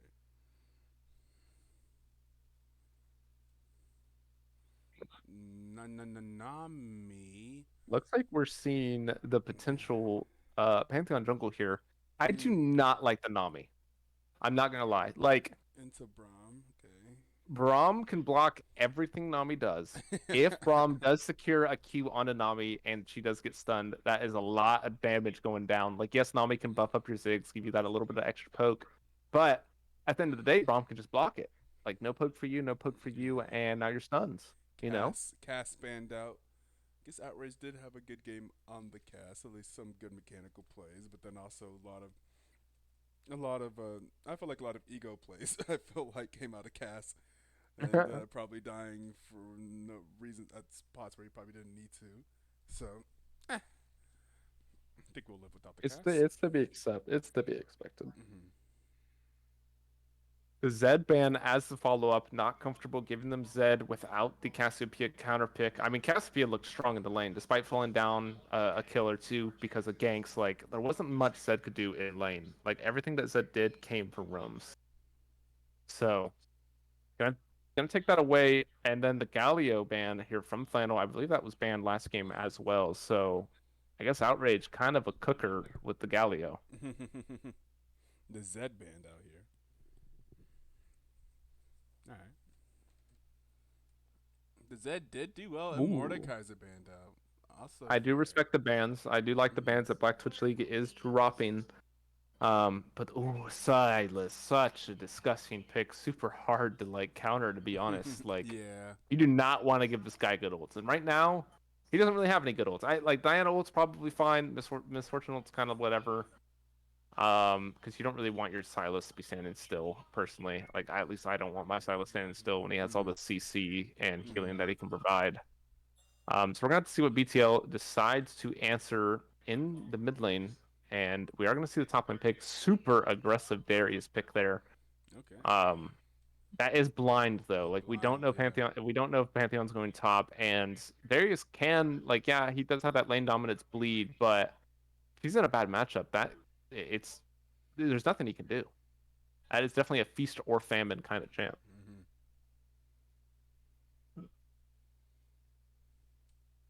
And finally, we will see the BTL mid laner lock in here. And it's going to be put themselves in an interesting position. Poppy. Is that a Darius Smith? That is that a Darius Smith? I feel like it could. It Ito? could be. Is that a Darius Smith? It could be. It could be pop. It could. It could be. It could be pop. Poppy. It could be Oh. Poppy mid. I don't need. This is not good. I'm not gonna like. Here's the problem, right? They locked in Darius and Poppy, right? Poppy cannot go into Silas. I don't think. I don't think there's a world where Poppy is really gonna start winning into Silas. Like maybe early, but like as soon as Silas gets that like few levels into W, like Poppy's not gonna be able to mass it sustain. Darius can beat Silas. However, Olaf runs over both those champs. Both of them, right? Yeah, I was like both, right? This is a very dangerous game, and now they have a way to get into the backline, stop the Misfortune ult pressure, because nobody can stop Olaf. It cannot be stopped. This game, I think this game's going to be a lot harder. Yeah.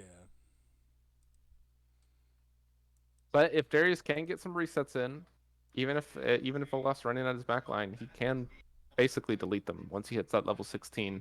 Like his ult can look upwards to like 1300 true damage, which is a lot. So we're gonna have to see where this Darius is going, what their game plan is, and how well they actually do these lanes. Because Poppy, no matter what lane, is gonna have to play really safe. Like into the Silas lane, you can be a little bit more aggressive, but you gotta be very safe into Olaf. And then maybe we're all wrong. Maybe it's Diana mid. Poppy like, jungle, yeah. Yeah. I'm I mean, over there here are looking like, did I miss something? Who I just don't know.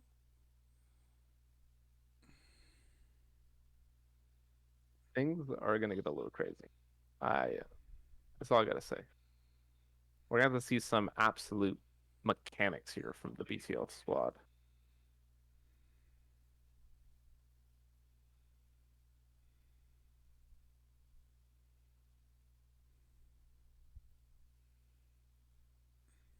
Yeah, I'm curious.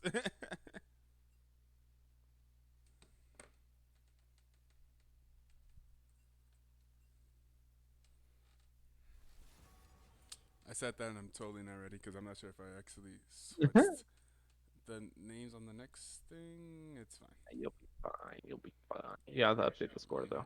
Yeah. Oh yeah, the score. We're on the blue side now. Yeah, we did win that first game.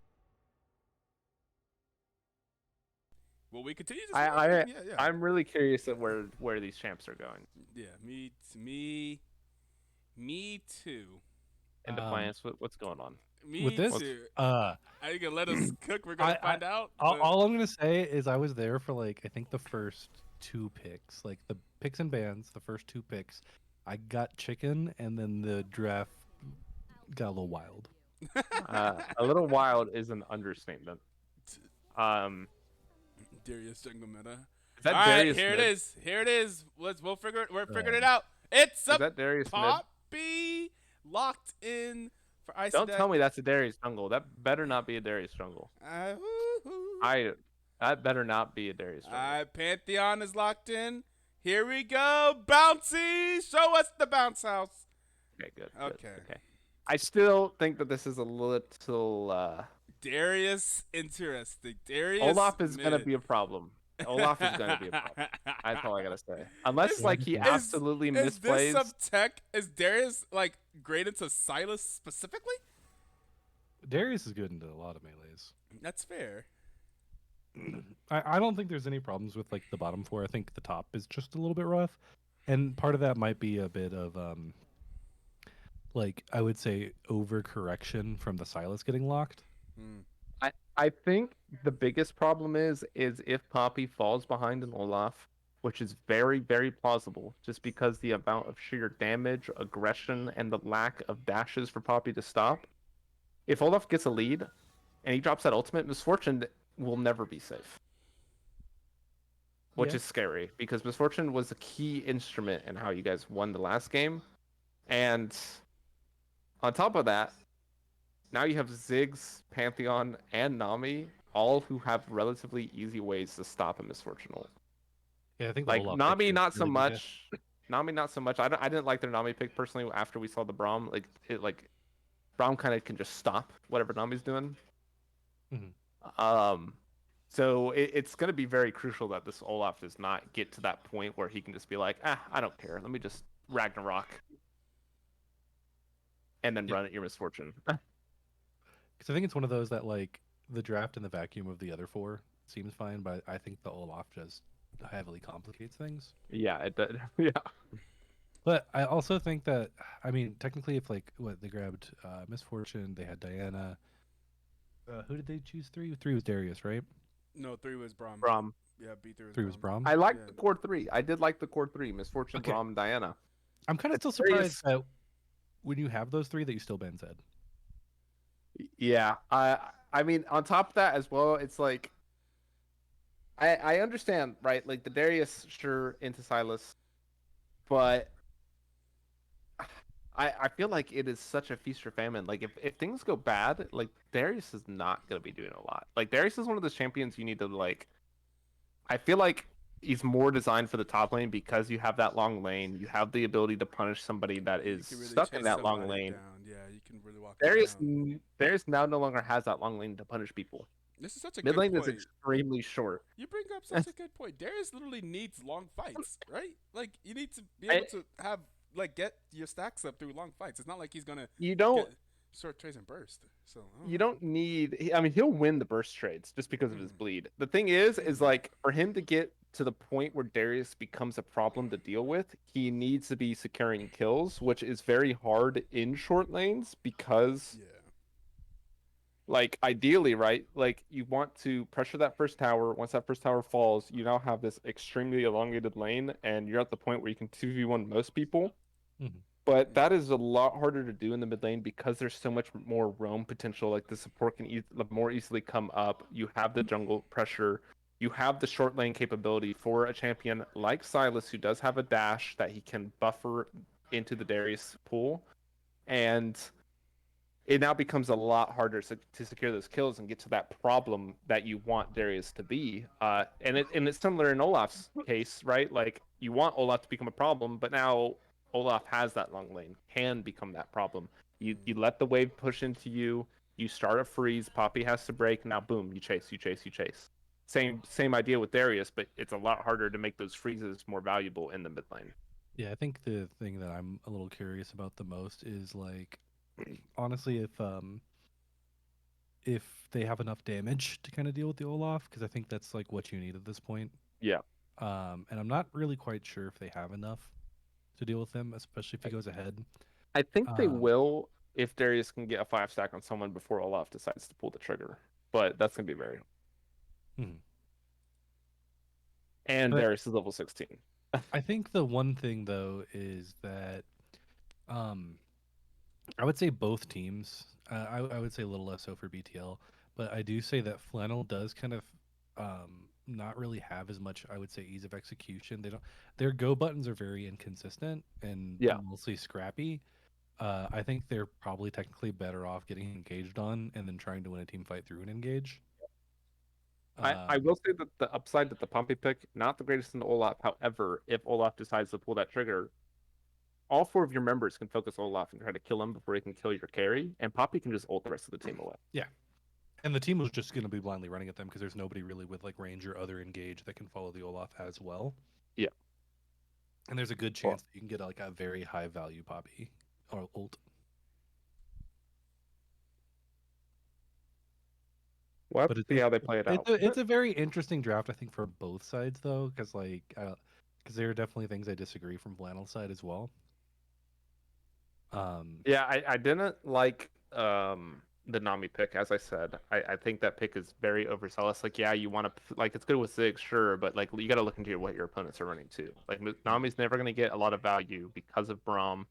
Diana can dodge stuff easily, and then you have the I think the Pantheon, which is a I little bit don't rough. like Pantheon jungle. I like him in the support role if you're going to I play think him. Pantheon can be like super good in the jungle, but I think he's like niche in the jungle, right? Like you need things that I think like cover up for what he is as I'm a positive champion. 5, by the way. Sorry. So like when you don't have, your when you don't have like consistent engage, right? And like if you've got things like Ziggs Nami bot lane, even if you do got the skirmishers up there with you, it doesn't feel like that's what you really necessarily want as Pantheon. Yeah. Because like I would say like the biggest thing is you want a lot of setup that isn't necessarily early game, but just has setup in like every single lane and the potential to play like hyper aggressive with CC in every single lane, even though Pantheon has like a good bit. And like it's definitely can be like super viable. It's just I think it's a little. I don't want to hard cut you off, but accomplish it. let's get the game going, and then we can continue talking. Yeah. Yeah. I'm ready, Alright. by the way. All right, cool. 5, 4, 3, 2, 1. Play. 6, 7, Yep. 8, We're 9, good. 10. All right, cool. All Let's right. get to it. I'm so It's sorry, weird. Indefiance. At this point, I'm just like, I was like, I'm actually a big fan of Pantheon jungle, but I do think that the only reason you also run Pantheon jungle is if you have it as a flex, so it could potentially go support, it could potentially go mid or top or something like that. I mean, think if maybe there's that's what no they were flex- looking for. I think it could have been because it definitely seemed like the team was expecting Pantheon to go elsewhere, and I think like that helps unlock the draft, which makes the Pantheon pick like actually pretty good. And with the current state of items in League, he actually gets deceptively tanky and does scale a lot better than he used to in a lot of previous seasons. oh, could they get on boat chicken? High boat. Yeah. Oh, if that hits. If that hits, I don't know why you do you ever get this? Do you ever catch up to one? What are you doing? He got the 5 gold. He pinged the ward. Oh wait, no, the Silas got the 5 the gold. Silas got the 5-4 gold. Yeah, and then we're gonna get Yeah, we're gonna get even more the double gold. Raptor ward is pretty wild. Wait, Maybe wait. they only Oh, they're not need- gonna check though. They're not gonna check. Ah, okay. That was the big brain part. Sacrifice a war so that they don't even think to check. All right. Should have been a reset from one of the people who used their wards to get a Yeah. sweeper. That would have been next level. Now they see exactly where Diana is starting. Both of them actually. They know where both are starting now. Both teams are aware. Now, given how Outrage played the last lane, I imagine Outrage is going to play aggressive as fuck in this lane. Yeah. I would very much assume so, because there definitely was stuff to abuse last game. Your range versus melee, you know, like you definitely want to abuse that and stuff like that. But if you're Darius versus another melee, like even though Silas does have Ignite, so it is something to watch for, I think you just gotta play up in his face like the whole game. Like that's just how Darius Yeah. plays. Yeah, exactly. I don't like the Pantheon starting top side though. Ooh, nice pyramid there, on to one. But it's not. Because I think Always the not. Pantheon top side is weird. Like it's like I know you have a guaranteed prio, on like, or at least you should technically with like Nami, Ziggs, but like that's not really the lane you necessarily want to gank into a Braum, or like have pressure around. Yeah, it's definitely gonna be a lot harder to do stuff in the bot side, but you also gotta think, right? Like, if there's any lane that's gonna get pushed into, it's going to be bot lane. I don't see Yeah, not top's not any gonna happen. Top's worlds. gonna be like in Yeah, this. Top is gonna look like this unless Olaf freezes for like the rest of the yeah. game. Oh, nice combo there from ISO though, getting down a decent chunk of damage. Mm-hmm. Yeah, Sage is trying a little too hard to push this wave in. I think I don't think it's necessary when like you're Olaf because I think it'll naturally happen if you wanted it to, and instead ISO's gonna turn into a bit of a freeze.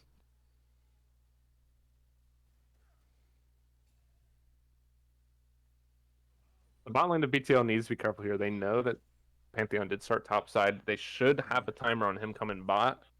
Who do you think's a And their wins a ward 3v3 just got skirmish? cleared. 3v3, the Braum side. Yeah, Unless it's just Braum Wings- early, right? Like Yeah, Braum yeah. early is just nuts. Like you need something real good or like real Oh, poke heavy. ISO. Winning this 1v1 early, I'd honestly surprised and might actually be able to pick up a kill. Saint is going to get pushed back into the lane.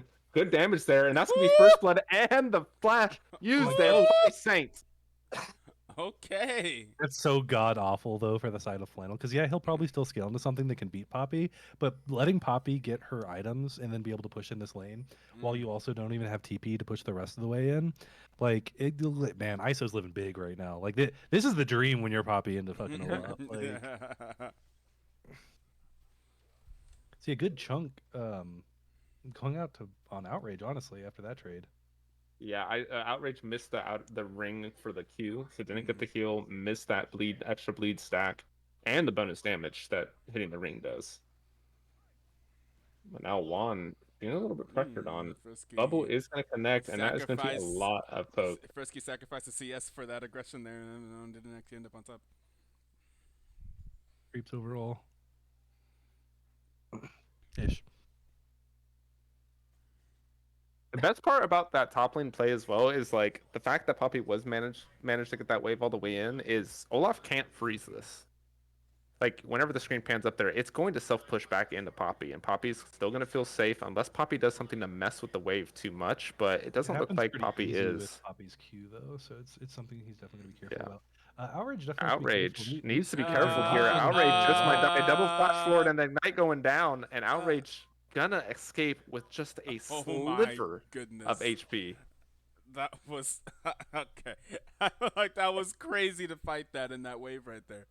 Yeah, honestly though, ISO wins these 1v1s, has Dude, the Bammies, and ISO it's is just wait no a flash second. here on ISO the is Saint. cooking. Olaf popped Ghost there to get out, by the way. Okay, Poppy. Oh yeah. Those axe dodges cooking. Man, we spent all that time in draft talking about this matchup for that to happen. Right. You have But to don't be careful surprised here. if it. Yeah, I was about to say, don't be surprised. Yeah, It turns as soon it as into something Ragnarok gets picked up here, it's going to be super dangerous. But once again, a nice damage buff there, but the shield No might just be mana. enough to keep ISO away from a kill. And now ISO kind of in a rough spot. No TP, wave is pushed into the tower, and Olaf hits 6 here, can dive.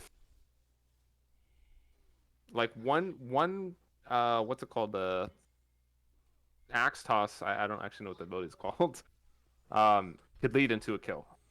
Oh, and there's Ragnarok popped. The Q is going to connect. ISO's going to have to flash away. Oh, Olaf taking 2 tower shots there. That is not good, but the flash was expended.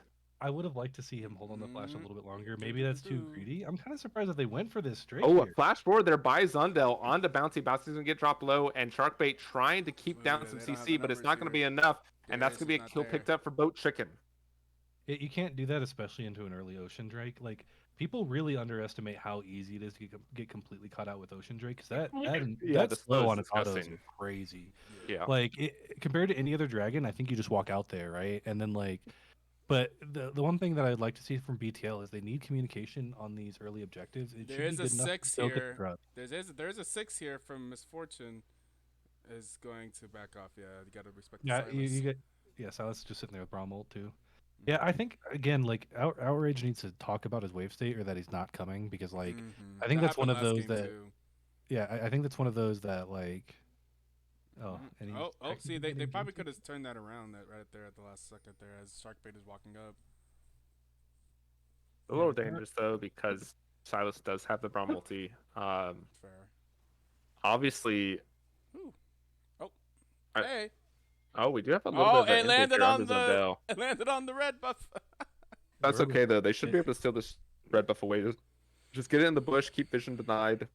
leave through top, leave through Oh, and top. here we go. The smite is going to go down. I think Oh, Zundel actually picked it up, and it does look like they did, but at what cost? That's going to be one kill picked up and another follow-up kill here, potentially on the Saint. Saint's going to prop the Ragnarok. oh, that Sharkbait going to blast get the cone blast cone away to make sure that they don't die, and that's going to be the feat of warfare Woo! claim for the side of and the BTL. Brom And passive. now, Boat Chicken in a very terrible spot, and once again, ISO picking up a kill for himself. Hey, Yeah, I'm just And kidding. This whole time, I actually orchestrated this draft, and I knew Poppy would be 2-0 by 8 minutes. All me. No, no, I'm kidding. I'm kidding. They definitely cooked this up pretty much on their own. They cooked almost all of this up on their own. I haven't really helped them too much. I was just mostly like reminding them about certain things because like when you're drafting as like a team, you think of obviously the champions that are like best for you and whatnot. And I'm sure Frostbyte has probably ran into this a few times, at least enough to where he stopped running into it. But like I'm sure sometimes you guys have drafted things right where you just have three like losing lanes or lanes with like zero oh, prio, we and then your jungler is just struggling. We actually in the tournament we did with our original support Death by Video Game, because our elo is typically too high for BTL. We ran this high elo tournament and we did get second place in it and made some money off of it. But our mid laner, our poor mid laner, he was in a phase of like only drafting Ziggs, Xerath, Ziggs, Xerath, Ziggs, Xerath, right? And the enemy team knew this, and they didn't even ban those champions from us because their mid laner had all the picks into it, and there was too many of them that the guy had practice for us to ban, Mhm. and we ran into the problem. And the reason why we ended up losing the finals in the fifth game is because we just couldn't adapt our draft because our mid laner just had that problem of like wanting to pick the champion that he's good at instead of for the situation, which I don't blame him for because it's like game 5, all the stakes online. You want to play comfort, but sometimes you got to make that sacrifice. Oh yeah. I mean, I remember against Oh, you guys. ISO losing the 1v1 there, and And all that's after kind of just- what we talked about. Yeah. Probably sitting on 1,000 to be fair, but And sitting on 1,000's rough, especially when you get the crystalline bracer. I would have definitely liked to see an earlier ninja like steel plated steel caps come out. Just because I think it like negates the damage of any ganks or anything that'll happen to you like so heavily that it's kind of wild we're seeing gonna get this there in build come out. time. No, it's not. That'd have been hilarious. Outrage Actually, looking for a 1v1, does connect a lot of the stacks on it, is going to get this fifth stack and has the ultimate, and Ooh, that might just die ooh, from the bleed. ooh, Tick 1, tick 2, ooh. tick 3, There it and goes. boom, kill for Outrage. it calculated. Oh, a flash Outrage forward with a there to get flash the in. slow onto Sundell, Yeah. and it's got the couldn't I am deny it. so salty at the fact that the blast cone just spawned. Like it literally was like here, man. like Here's your solution. Yeah. yeah, you fucked up, but it don't matter. Like just randomly last second was actually pretty wild because like, man, that was just an immediate spawn. Yeah. And then I mean, BTL still, like, despite losing some kills topside, losing they have the advantage here in the feats right now. Like they already got their kill feet secured. Both teams sitting at 1 feat each for the Monster Hunter feat, or 1 point each. So, and I really think that if they continue to play off this bot side and mid lane, they should be able to secure it. Hi, Saint. Yeah, looks like they're pushing pressure onto Saint. Saint does not have the ultimate quite yet. Yeah, It's going to I think get they know down, that. and that's going to be a Nice. knock up. Let's see if they can get the stun off before the Ragnarok comes up, and they should. Oh, the Oh! Q missed, and they didn't get the stun. Now, ISO is in dire distress. Does get the Poppy ult to save the day, but Boat Chicken is here, and they are going to have to be careful. Sharkbait kind of pulling the attention here instead of just picking up the free kill on the I don't know. Poppy, I feel like, Go home. and he's gonna get away with a Oh! flash forward there. Oh! But Bo has made the great Oh! mistake. He flashed on a Braum under tower and just dies. Okay. No, bouncy. Oh my God. Now Shark home. getting flashed on once again. Guys, One go kill picked up home. there for Zundel. Saint just such at a low HP, but the HP Oh my from the goodness. passive is starting to tick up, and now ISO is in a very critical spot. Has to try to get out of the this. Is going to E madman! forward onto the Olaf, but Oh Olaf's my going to live God. with like 10 HP. Oh, outrage Ragnarok is coming top. up. Yeah, Outrage is coming up. Outrage has to He's go getting up, but away. he's going Yeah, down yeah. instead. Yeah, if he just went up through the river, I feel like it's two Yeah. free kills. I still think he gets Yeah. a Pantheon here, but actually, no, it doesn't look like it at all. I think Tower might fall to the Ziggs here. Does Pantheon still have one of Yeah, the there it lowest, is. the highest base movement speeds in the game, or is that like from a long time ago? I think he still does. I wouldn't be surprised if he does. E also increases the movement speed as well. Yeah. First tower Hey. picked up here from Flannel. So once again, we come down to the race. Who is going to get those first 3 Monster Hunter points? And already, Bouncy on top of those grubs going to secure the second point here, unless Sundell make the hero play. Oh, Doesn't even know it's okay. happening. Yep. Didn't even check. All right, so that's going to be 6 grubs, super strong, and 2 points of the Monster Hunter feat, 2-1. Mm-hmm. And thankfully, There is a dragon that spawned. they do have a lot of control here over this dragon pit Yeah, too. they should be able to get the whatever this thing- Pantheon does have Grand Skyfall though, so this should still be a 4v4 regardless. I don't think we'll see Olaf walk down here though. Olaf, yeah, no summoners up, no TP. Uh-oh, we got Silas going away. This is actually just a free dragon. I would It like should to. Yeah, be, this- it should be possible. right. Yeah, there's no way unless Zig steals Yeah. it with R. Beats Yeah. is Beats should be secured here. Like it would take an absolute pure luck to get So, this Pantheon reset. Poppy What- is throwing what down item- hands up here. What item is Poppy building first? Is it Warmogs? Because she definitely need. Or no, it's Heartsteel, isn't it? Yeah. It looks like it. Yeah, and that's gonna be feet secured here for the side of VTL.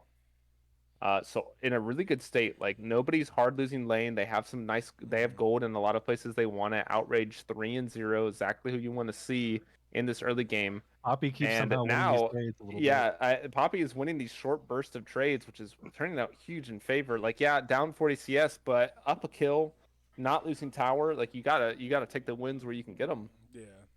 See, honestly, what's kind of wild too. And now, Zundel going onto Bouncy. Bouncy gonna get dropped down to half HP, and Boat is gonna get that heroic E to secure the kill onto Bouncy. That's gonna be 1 kill for none right now. Now Shark Boat trying to save the day, but is not gonna be able to get there in time to stop the Nami ult. And Outrage getting hit by that Ziggs ultimate is gonna get dropped down to 1 HP. But Outrage running right into the Ziggs, and that's gonna be another kill picked up for Flannel. Boat Chicken looking for the completed kill, and the Q from the Darius misses, and that is gonna be a shutdown for the Silas.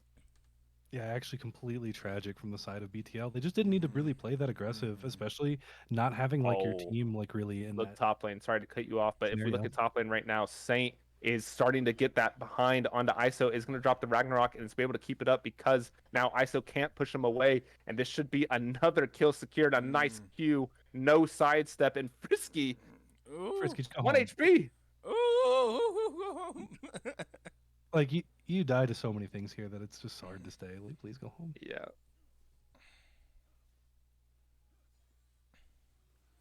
And All interesting right. enough, They were in we're a seeing the armor pin build this game. Yeah. I mean, this game, it makes more sense, right? There's a lot easier CC to land, more consistently as well, lower cooldowns. And the lethality build is the one that's going to be like, okay, I can get that Edge of Night with no recourse. But now, Outage looking for a play onto Boat Chicken. Boat Chicken should drop here to the Darius ultimate. Isn't even going to use... Oh, he doesn't even have it. Never mind. Ziggs is gonna- Doesn't even have it. Ziggs TP Is- in here. Is Ziggs going to be able to secure this kill? Doesn't look like it. I think so. Yeah, he's out. All right, he's just walking out. So nice 1v1 there for Outage. Or Outrage. Outrage. And they're also gonna get the Herald here, which is actually And very we- surprising. Yeah. We didn't One get thing this I'm always last game. surprised about that teams love doing, and I've been guilty of this too, is like you're technically making a play on one side of the map, and then I guess it helps that Ziggs TP bot, and then you also make a play on the other side of the map. Nope, we're gonna have Braum pick up the Herald. That's oopsie. It's not too bad, but As a jungler, I'm pretty greedy. I only give it to top laners or split pushers. And even then, lately, it seems it's meta for jungle to be able to get it to put it anywhere. Wow. Yeah. Oh, and then we could see Naomi getting caught out here, except no, I don't think the Q landed. Yeah, it doesn't look Bouncy like it didn't turned deploy. into anything. Darius gonna miss the pool on the boat chicken. Starting to get a little bit aggressive. Took a tower shot there. Trying to get down some damage though. Has to be careful though. Playing at the edge and the ultimate is gonna go down. This should be a kill picked up, and that's gonna be outrage once again, securing that 1v1 kill and wasting another movement ability TP Pantheon ult, and it's gonna be able to just walk away. Okay, the Darius mid. And this is what we're talking about, right? Like, you want to see Yeah. this Darius get fed, and at this game, Darius managed to hit that point, and now we should start seeing Darius get to the point where he can just 2v1 like super easily, like 5 kills to 1. Already has the stride breaker. Looks Honestly, like he's working on Black Cleaver. Part of it is I absolutely fucking hate this Silas build. Yeah, no, that is Oh I think it's wow. illegal. that ain't it. That ain't it, brother. Who's not even? Who's that countering? Who's Black Black Fire Fire countering? I think it's literally they got HP, so I got to build a burn item, and it's like it doesn't even do percent HP. Interesting. Yeah, look at that, dude. That 24 bonus magic damage per second. It's gonna kill Darius. Interesting. You want to I- match? I- You want to match DOT for DOT, right? just- Darius I just has don't damage get over it. time. Darius has dot. I want dot too. Yeah, I also want bleeds. It ain't fair. You see how he just walked away and burnt me? Yeah, I think that build is absolutely like illegal as hell. Yeah, and now ISO, a little bit of a gank here from the bot side. Looks like Ziggs just coming here to secure the tower. Fair. Looking for a little bit of chase, but it's not going to be able to turn it into any kill. This should open up an opportunity for Darius to pressure this bot tower, maybe secure it, and look into a dragon that's about to spawn. I'm not gonna lie. I literally feel like if I was BTL's team, I would feel that the game is always winnable because Silas is building like that. Like honestly, that's how hard I'm gonna flame the build. It's that build sucks. Like What is the meta? Isn't it like Hextech Protobelt or something? Like it's either Protobelt, it's like Roa. I could see an argument for Storm Surge. I see an argument for like Lichbane. I see an argument for like Omnivamp. I see an argument for like Sundered That's- Sky. Like That's I could go deep OP.GG. into a bag of like items for why not to go that one because it doesn't even give you HP. You're not even Man, tanky. man, on OP.GG, I don't see it I don't see that item being built anywhere. Like it's not first. If- it's if not. you- It's if not you on any see- of the core builds. It's not the. If you see fourth, like 10 games, fifth, it's sixth probably all item. boat chicken. Yeah. It's not the 4th, 5th, or 6th item. Like nah, we have Proto Belt, we have Cosmic Drive, we have Zanya's Hourglass, we have Shadow Flame, we have Storm Surge, we have Lichbane, we have Void Staff potentially. It's and actually we actually have is we have pretty... Rift Maker. It's literally not nowhere. I don't see it anywhere. if you look at Lolalytics, it's actually higher. It's more. Let me make sure it's mid lane. It's actually built more than Lichbane, Storm Surge, and Roa. Interesting. Yeah, but another interesting thing is the fact that it has a much lower win rate than all of those other items. I wonder. Yeah. Well, I'm just curious if there's like a streamer that's building it right now, Mhm. because like I personally do not. I'm looking at this item right now, and I don't understand why you would build it. Yeah. I guess I'm it gives not- like 10 more ability haste, but like I don't get it. Hextech gives 15, gives you 350 HP, gives you like engage potential on top of extra damage. Uh-oh. Storm Surge is burst. It's Uh-oh. I don't think getting engaged on here from Uh-oh. Zundel, but it's gonna get the flash away. Ziggs ult coming in for a nice bit of damage, but Nazi's just gonna walk away. They didn't continue the fight. Mhm. Yeah, I think part of this too is that we're starting to see here with like the skirmishes involving multiple people is that they just don't have like a lot of engage tools. Like they have to pretty much outright win a fight to be able to like do anything. Yeah. Like it's pretty much people have to be caught out and whatnot because otherwise like it's just very hard. We do have a 3v2 tower dive here. Boat Chicken walking away from the tower. Outrage going to secure that tower, and looks like they're going to look for an engage. A nice one through there from Bouncy with the follow-up for Fantastic Sharkbait, engage. and that is just going to be 2 kills Woo! picked up, and that should be Donk. that should be Otacon. Darius is just right where you want him as Yep. well. Yep. Yeah, is He's this seven- not 7-1-1? Otacon? Like like we need to get some pings on Otacon right now. I agree that it's definitely Otacon, but I also agree that it's also an inner top turret because that's hella Solo gold to inner put on top turret, Darius. yeah. Plus, like, who's gonna stop him? What, Zig's gonna walk up and hit him once? Yeah, no, I think this is just the map and everything is in such a good spot for the side of BTL. Yeah.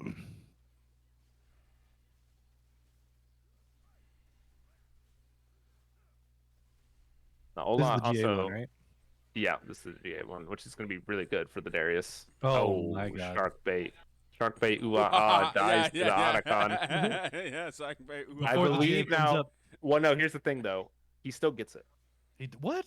Otacon is unique in the fact that even if you're dead on your next spawn, he should still get it unless they change that. But I did witness this earlier Interesting. this season. I hate that. So we'll have to check whenever Brom spawns, Yeah. but I think he'll still have it. One thing that people need to realize with Otacon that I noticed pretty quickly is like it's the first neutral objective where you actually have to dodge things. Yeah. Because like honestly, Baron has all its cool sets of moves and they can do like a good bit. Most of them don't really do. He too does much, have though. it. He does in fact have it. Yeah. That's wild to me that you still get it. Mm-hmm. But yeah, like you definitely have to dodge Otacon skill shots. Like that's how you fight him. Is like don't get hit by the orbs, don't stand in the circle, don't get hit by the outer edge, and then it's fine. But like his abilities actually specifically do damage compared to just the ambient damage Baron mostly does, including the magic resist. Let's see. Oh, shark bait And we'll immediately getting the be GA using it. We'll and is immediately just be gonna using lose it. Yeah, hey, gotta use it, baby. Woo! I mean, yeah, it's interesting. It did it for the Time to word. play He had to get aggressive. that, he had to get that word down. Died during Otacon, still got the buff, came back, immediately died again. Good stuff. Shark bait. Hey, at least he had the buff. Yeah. Yeah, Yep. for sure. It's kind of interesting because we've got Dragon in 40 seconds, and seeing Boat Chicken go top is just a bit wild to me. Yeah, Honestly, that's not taking key there. TP in your solo lanes, like you have to, like just answer Mm. Poppy with Ziggs. In that case, in my opinion. It's true. It's true. Yeah, and now Billy is gonna have to drop that flash to get away from Sharkbait's combo there. So pretty big cooldown there to use. I mean, Cromwell's nice, but it's definitely not a deal breaker. Like getting that flash out, way more. Oh, Outbreak going in my deep with the God. blast cone, gets the double pull and the slow. A nice Q there, but it only hits one for the heal. And now Bouncy once again going in with a huge combo there from Frisky, and that's gonna be 3 for none, and that is perfect use of that GA. That's true. That's the way to do it. That's fair. They have the GA, and they might as well use it. Got to play super aggressive off of it. That's well played. Oh yeah, and it's actually just fantastic to see this. I would honestly roam top immediately and just grab both inhibs. Yeah. They're not Looks gonna like grab that's this one. I mean, I think that getting the tower is Inhib more towers, important. Yeah, at because this stage breaking of the because you can game. technically get it anytime, right? Mm-hmm. So it's really about breaking it because you get Baron to break into the base. Yeah. And so like you technically don't need the inhibitor because you have like a theoretical pressure already point from that. Poppy showing no fear into this Olaf. This Olaf pick has not been doing what it needs to do in this lane, That's fair. which is incredible for BTL. Like, Mm-hmm. Yeah, like you that gotta- I is think you that gotta get is a lot the of crypt scare. ISO because ISO being able like sure he started solo dying like later, but like he died like so much later that the item difference between the two isn't as massive feeling Mm-hmm. in the Yeah. sense that like Poppy is extremely useful with little items. Yeah, really well played early on by ISO. I'm still a much bigger fan though of like I get wanting to get the heart steal here. It does make you tanky, but Poppy does so well with resistances because for W that like Well- stacking straight health sometimes. I mean, in this state, right? Like you were mentioning the Ninja Tabby, but it looks like that Poppy actually decided to go with Merc Treads to get that extra CC removal from the likes of Silas, Pantheon. Like, yeah, Pantheon's AD, but you can still reduce that stun duration. So maybe that's why we didn't see the rush into Ninja Tabby like you were talking about. Because suppose, Poppy just but- wanted the CC reduction. I just feel like as Poppy, you're not going to run into many things to CC reduce. It's probably just going to be like Nami Q. If Silas E's you or if Pantheon W's you, I think that's already like in a team fight as Poppy. I'm taking that. Like I'd rather be stunned by those two than any of my team. And then you have your W anyway that's supposed to block both of the CC abilities. So to me, it's really just the Nami. I think Ninja Tabi has a lot more value here. Yeah. Oh, Yeah, Saint in a Saint little bit in of trouble trouble. here, and that's going to be the ult drop, but it's not going to be enough. We don't see the level 16 Darius quite yet. If he was, though, that would have been a kill. Yeah, Oh, it's still nice gonna be flash one. forward pull there, and that's going to be a flash Oh, for flash now, outrage, and a little bit of a 2v1, but this Silas is so weak, Oh 3 my levels god! I down. didn't realize Silas was 3 levels down. Instantly, I'm Like, like, oh, honestly, I think outrage could have kept going there. I'm not going to lie. yeah. I think he's just trying to play it a little bit safe because, like, I guarantee you, they Yeah, give feel him. that they're so far ahead right now, right? Mhm, You've got like 2 open inhibitors. You guys just win any regular fight you take. So like, mhm. why be extra risky? You know, Yeah, because ooh. outrage is obviously definitely going to play aggressive as hell anyway. We're going to see a grand skyfall come here in the Dude, bottom lane. outrage should have left that hit. I'm not going to lie. But once Okay. again, outrage in that Meanwhile, 2v1, getting He's gonna chased go. away, but we have a meanwhile, play on the top side. Saint is just going to get caught out here, and that's going to be the loss of inhibitor, probably yeah. two here, because they sent so much attention Oh, down to the and Darius lane. Darius lived. Yeah, Darius did get out alive. Looks like he popped the ghost just to make sure he gets Darius, that extra in move fact, speed. is still stopping them from recalling. And that is going to be 2 inhibitors secured here Why for are they still going BTL. for this, man? He's like, look at This me, puts I'm them in a low. really good situation. But yeah, at this point, you can do kind of whatever you want. You can go for the Baron. You can not go for the Baron. You can just push bot. Um, honestly, the fact that damn, that was interesting. But like the fact that they're able to just do this, I think they have a lot of gold though in the bank. So I think that they definitely need to recall and then reset. 'Cause, Yeah, look everyone at that. has at least 1,000, 1,600, 1,500, 1,400, 1,200, Yeah, pretty much 1,600. half a Yeah. legendary item on each player. Mm-hmm.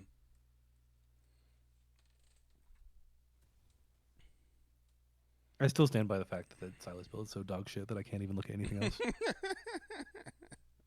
I feel like I don't Yeah, normally flame builds that hard, but like I like it's look bad. at it and like I like my face.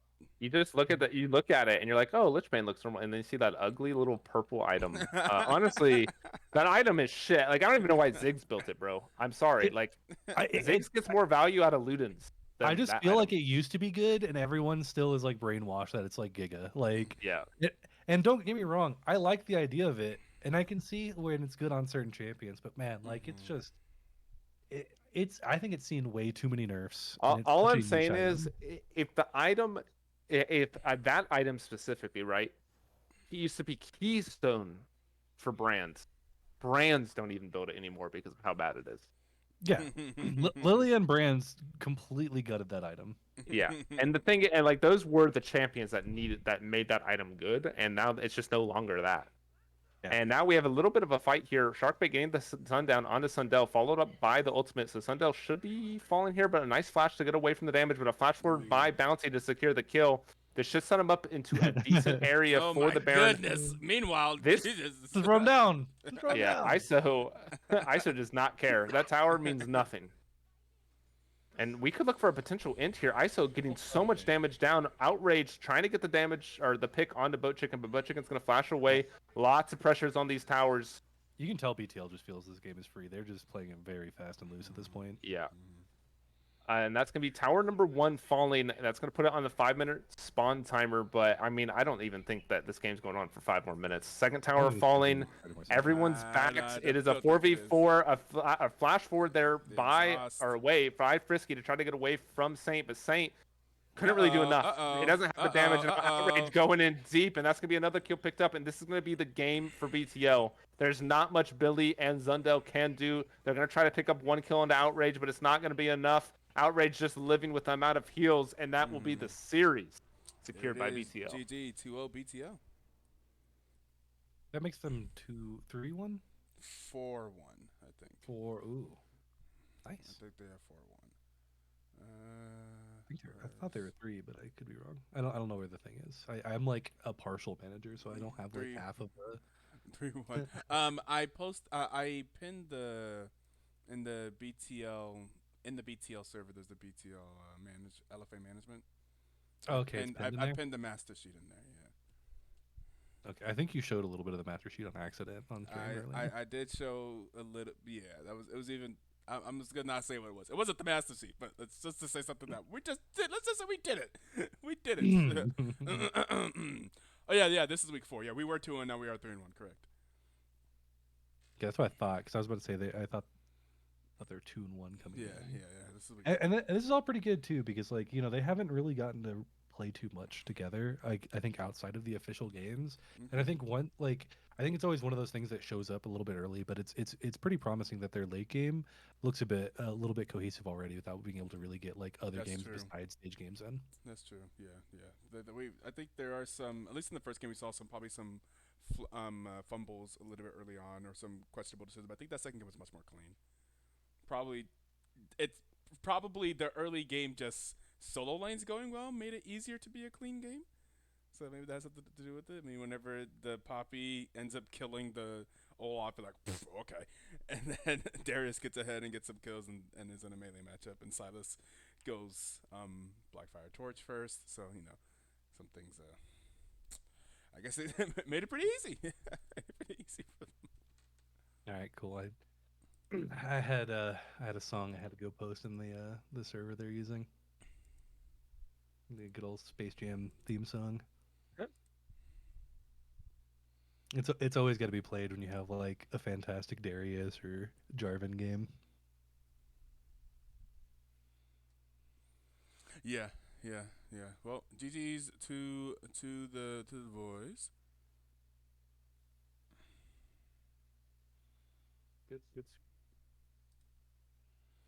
All right, I'm going to good things here. Glad I can have at least one team to be a fan of and support since my other team is blowing up. My other's fandom.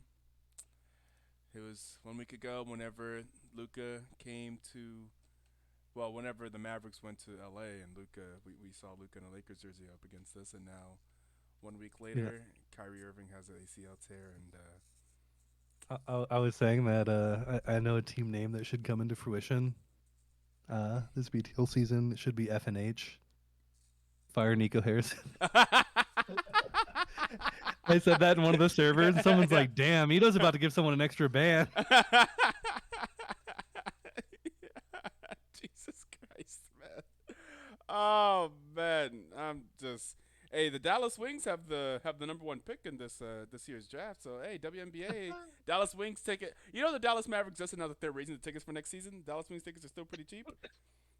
So yeah, I could be a Dallas. I already have Dallas Wings merch. I went to one of their games last year. Of course, so. they're raising the season tickets. Don't you see their medical bills? That's a good. Yeah, that's true. They gotta pay for that somehow. All right, y'all. Thank you for joining us here. If you're here in the stream and you haven't seen somehow, we did post the sign-up sheets for next season of BTL. We did already think we already have like 4 teams already signed up, and like I think at least one of them I didn't expect. It's like, oh, there's it's so interesting to me whenever we post signups and like early on there's a team I have no idea who they are. I'm like, wow, that means there was a team. There were people lurking in the BTL server waiting for the next season to start and had a team ready to go. Actually, hold on. Let me go check my DMs. I feel like this person might have messaged me like in semis. Oh, really?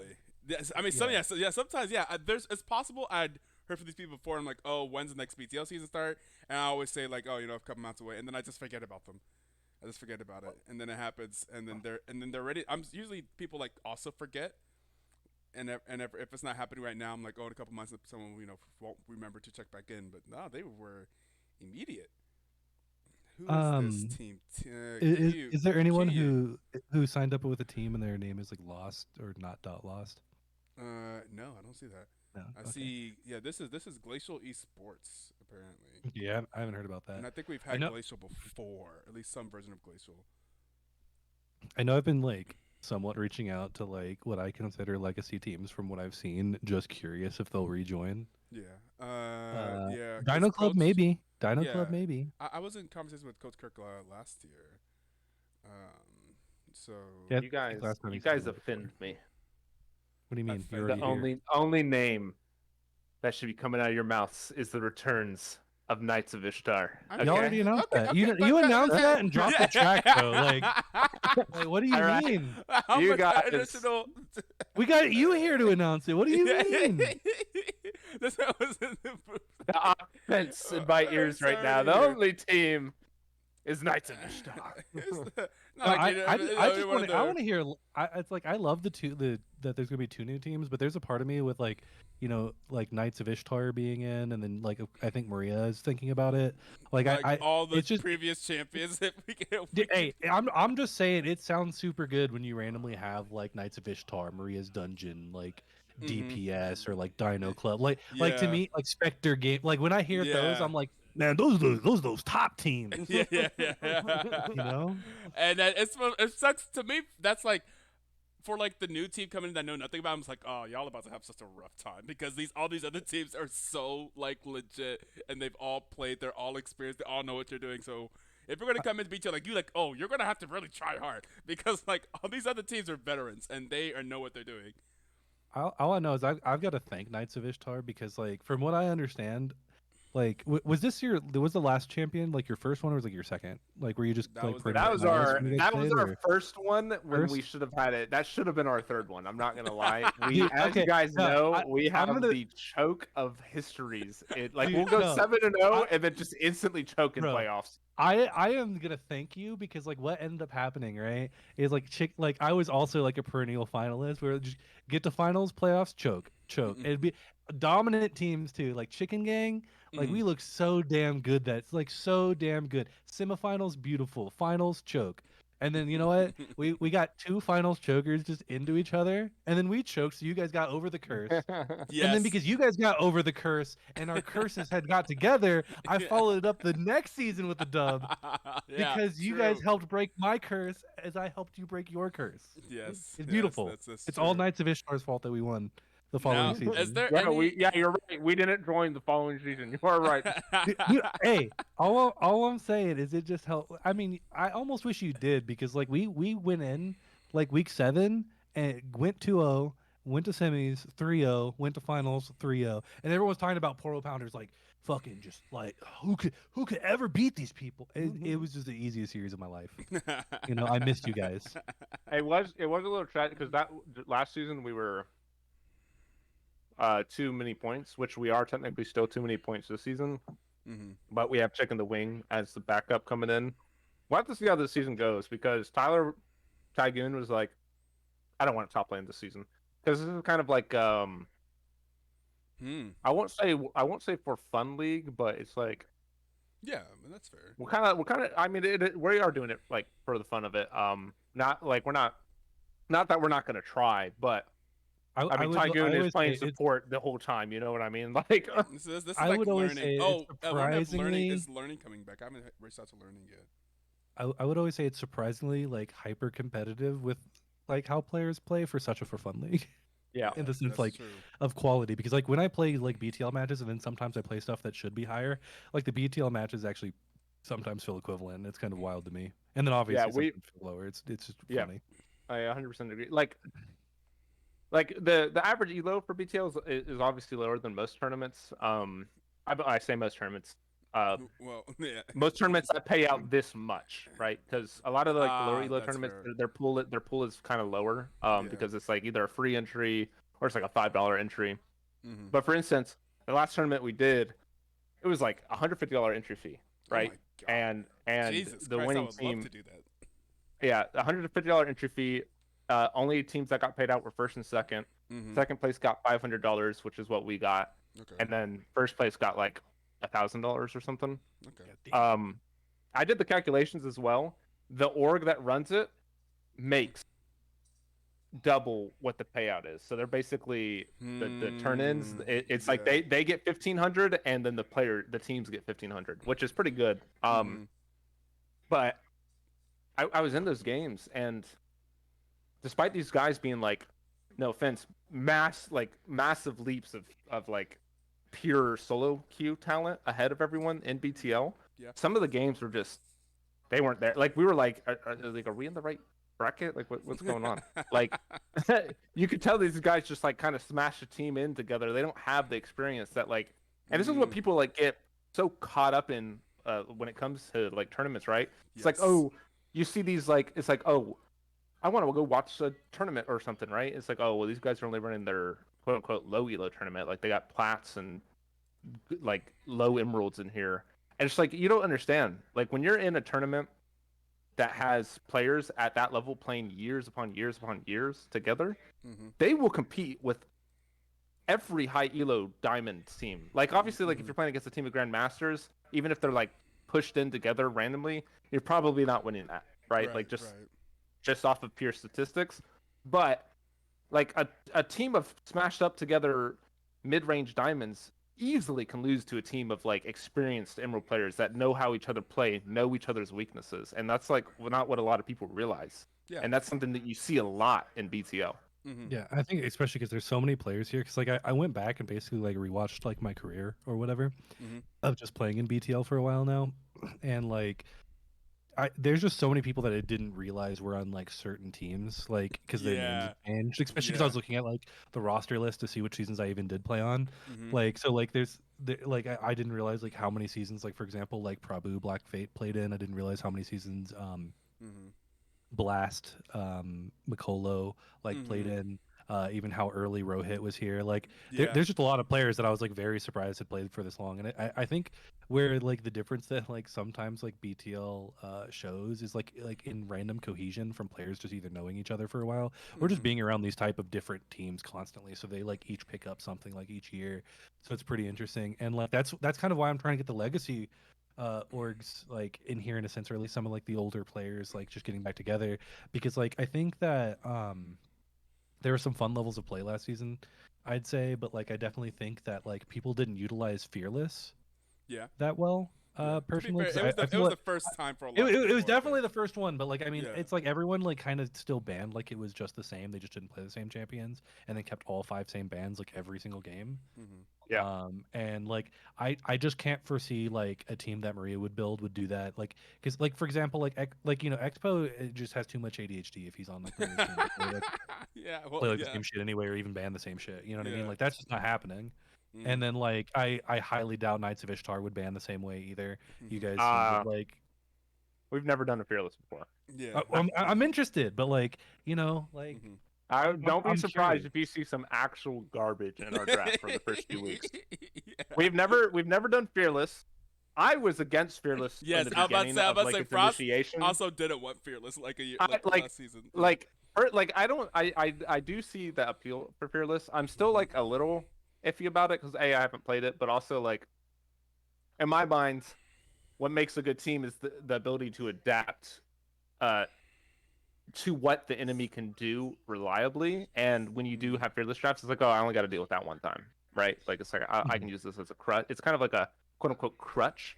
But I'm also a big advocate of like, since League of Legends is obviously opposed to adding more bans, fearless has to be the next step Mm-hmm. because like there's just Yeah, totally. too many champions in the game right now. Yeah. I So it makes sense. Like I'm not like the more I see it and witness it and realize it's like, oh my god, there's like 170 champions. It's like, yeah, this is the only way to have reliably more bans in the game mhm. Mm-hmm. without like absolutely overhauling the pick ban for League.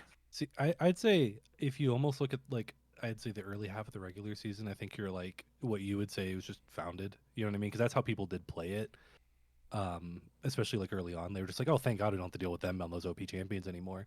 But I Yeah, think like like the true fun of Fearless, um, like and not, of course to toot our own horn, I think it's like the way that my team approached draft and semis, like it like the drafts became like beautiful to me, like absolutely beautiful. Because but like the thing is, it becomes like a game of like usually just trades of like certain champions and like teams will just play a certain way, and I think Fearless like breaks people out of like this shell of like actually bad drafting because people like just double down so heavily yeah, in weird ways, like when it comes to just them only having five bans. And I'd say like if you look at the way that like we drafted in finals especially, like we were just able to mind game and then just make like like we were able to play off so many different compositions and then also like take away like their strengths and then also change up the bands, because like I think it's just more fun because you see more champions picked. You see the bands actually like start to change based off of like what you're picking. Because I think when it's just regular draft, like there's no reason to change up your bands unless like except for counter picks in the last two and what side selection. Yeah. I think mostly the first 3 bans always will just stay the same in regular draft, and I think Fearless can open that up because you can let them have something specific and then plan to counter it out, and if the counter doesn't work, they can't play it next game. So you can go off to this crazy other draft where Yeah. otherwise, like if you do a crazy draft in like a regular draft league, then it comes off like really bad if it doesn't work because then you're like trying to readapt to standard. And like I think that's something, for example, that we did against you guys is like we had like the Varus thing, right, that the other team didn't pay attention to. Of course you guys just immediately lock or ban the Varus Yeah. immediately. And like, you know, so we had a comp that we were willing to play into it. It didn't work, and then when that one didn't work, since you guys were still being able to play like completely standard, and then we like tried to pivot back into something like that was standard and then like couldn't quite find it, like, you know, Yeah. we end up choking like super hard, like, and not that you guys didn't play great, you guys played absolutely brilliant. Like I stand by the fact that like a big reason why you guys beat us is because like your draft was better, your prep was just better, you guys were just Yeah, better. I Like was gonna say like going into BTL this season, like the one benefit that I do have that is gonna like I like obviously our fearless drafting is not gonna be perfect because again, like I said, it's not something that we've ever done. But at least like I have the knowledge. It's like okay, like we've always been relatively decent at drafting, just from through a lot of practice, through a lot of like years together. Like yeah, our fearless drafts might not be perfect, but we still have like a foothold to start on because like you've seen it before. We have multiple drafts that we run. It's not always like the same two champions played. Um, so we have that like at least starting point that a lot of teams don't. Like a lot of teams like they start off playing together because it's like okay, it's like you're really good with these two champions. They mesh well with my really good two champions. It's like we'll just do that. And now it's like oh well now we need at least 3 champions. But then if you account for bans, it's like okay well now we need at least 5 champions, and this is assuming that the enemy doesn't take any of those champions. So we probably need to have like 6 or 7 champs prepared for best of 5, Yes. and then like 5 or 6 champs prepared for like a best of 3, just in case it goes to that game 3. and I'm okay with it compared to like so many times that we just see like, all right, it's just Jinx Kaisa, it's just Jinx Kaisa, it's just Jinx Yeah. Kaisa, or it's like Nautilus my turn, Nautilus your turn, Nautilus my turn, Nautilus your turn, or the infamous Ornn Cho'Gath matchups of BTL history, where it's just Ornn Cho top every game, everyone just ignores top lane, everyone just fights 4v4 dragon, and you just got Ornn and just Cho'Gath I just beating crap out of each I other. think one of the funniest examples of that was that we ended up losing this. I don't even think this was finals. I think this was playoffs, or like semifinals. It was Knights of Ishtar versus UBC's team, which is DPS, if I'm not mistaken. Mhm. And me and him kept trading off Twitch Kog'Maw, Twitch Kog'Maw, Twitch Kog'Maw, Twitch Kog'Maw, and we were just constantly trading that off. I don't know how we did it. I managed to somehow get the advantage in the lane every time, despite the fact, and we lost because of a Cho'Gath. because of a Cho'Gath. Dude, the Cho'Gath in those seasons would just come down just thick as hell and feast you. And you're Yeah. like, yeah, 80 carry is fun, right? And then you run into a 20k HP Cho'Gath. Yeah. Huh. Yeah. And that time you wish you didn't have the Twitch. Yeah. That was the game you wish you had the Kog'Maw. Yeah, well, the crazy thing is about I think actually Ito put this in a BTL season trailer, which I was salty about. Like I wasn't actually salty, but I was like, oh, I was cringing. I was like, oh, we didn't even lose because of the Cho'Gath. Because eventually I got to the point where I was playing Twitch and I was actually killing the Cho'Gath because he couldn't reach me in time, and then a Vygar TP'd in our base and 3 hit our Nexus. Like from full HP, literally autoed it. Oh! I was like, yeah, okay. Yeah. I was sitting there. I'm like, I'm sitting there, and I'm like, I'm looking at this. I'm like, why can an Was AP that for the champion that series? isn't Ziggs? That was for Yeah, the series. that was the series game. Oh my And god. I was so upset because in my mind, I'm like, how can Riot justify an Yes. AP champion that isn't Ziggs, because Ziggs is like designed to destroy structures, being able to 3-shot any building when an ADC who is designed around auto attacks has to shoot like 1,000 projectiles at something to destroy. I was always You're surprised right. that they hadn't nerfed You're it right. slightly, but I mean, like You're right. I remember sent that hell of, now. I sent hell of videos to Ito earlier, being like, Jesus Christ, how many games did I end like this? Like, just there's so many games where Ito's like, what the fuck? They're ending. They're ending. They're ending. Yeah. Like apparently, like. I just didn't realize how many times my teams have like backdoored or done that shit like Yeah. all the I- time. I The get it. fact Like that every AP single one of these champions. clips is from a different like a different season. Like, oh, this is season 13. This is season 9. This is the blue season. This is the pink season. I don't even remember which one that was for. This is Yeah. the most recent. This is like season 16 here. It is embarrassing in my eyes, right? Like, because I like, at least in my eyes, like, I was a big advocate for AP Varus, and I still am. Like, I love playing Mm. AP Varus. I feel like I was one of the very few AP Varuses in BTL, and I was the only one that actually stuck to it. AP Varus pushes faster than attack speed, like on hit Varus. That should, like, I get it. I get it. Like, AP champions should do some damage to towers. Like, obviously, you don't want to champion that has to rely solely on their attack damage to damage towers, because then no AP champion is ever going to push anything. Yeah. However, just because I have 1,000 AP doesn't mean I should 3-shot a tower. Like, you know what I mean? As much as I've hated the 3-shot like endings or whatever, I easily hate the Scion ending and the Trundle ending Oh yeah, more. yeah. No, those are. Ito knows that I dealt with the Trundle ending before with Maria's Yeah. Dungeon and Simmy's. But Yeah. it's way more annoying because, like, for example, like when we did I like the casted that AP game. like when we did like the AP like ending stuff, like, you know, we did like a crazy TP, like stopped the bat. Trundle just faced the shit out of all of them. Like, we literally just wailing on him and he should end in the game. I'm like, I it's remember so that much shit. more infuriating wailing on a champion as they end the game. You can Yeah. barely bring them to half. It doesn't matter. Wild. Yeah. But Yeah. like at least with the know, AP, it's like, oh man, they just TP'd well and had a good wave state. Trundle just walked in. you know, well, it's even worse with Scion, because it's like, Sion doesn't even Sion, walk in. He ulted dude, in from, Scion not only there. not only does he walk in, he gets to walk in from half a map away, and on top of that, oh, you killed him? Oh, too fucking bad. Doesn't matter. Yeah. Yeah. Least favorite meta ever, like ever with Sion's top. I That's never not my liked him least. as the champion. My least favorite meta, it has to be Zeke's with what's Ardent it meta? called? No, it was Zeke's. It was the old Zeke's Herald, where you could buff up a fucking minion, and the only way to kill it, because when you buff them up, they got like 90% resistance or some shit. Are you talking And the about only way Banner you, of Command and Zizarot? yeah, that one. I hated that, because the only way you could counter that is with dematerializers. That shit was actually funny because like they'd made a thing to make them show up a little bit more on the map, but it didn't matter. They just like secretly ran down the lane, pushed everything. You'd lose an inhib and be like, "What the fuck?" And then you see those little voidlings just popping into the turret. That one like melee minion just hitting it, big as I fuck, forgot purple about shield. that shit. That's I liked ZZ Rot. I did not like Banner of Commands. Dude, them together was wild. I played. You know, Simmons them time. together was too broken, but I think ZZ Rot alone was a decent item, because you got like piss poor stats from it, but it's like, okay, they have to answer it, or they're gonna lose a tower. We got to start having consistent BTL podcasts. We're just sitting here at the end of the stream. But I have to use the restroom, so I'm gonna pull the stream down and go ahead and use the restroom, then eat not breakfast, eat some food. I'll catch you guys later. But we Yeah, got the it was good BTL. talking. Yeah, BTL season coming up soon, and then I think we're gonna see a lot of old names. Hopefully, we see a lot of old names, especially if Maria comes back. I think KOI. I think honestly, so I don't think you guys. Yeah, Night Superstar didn't.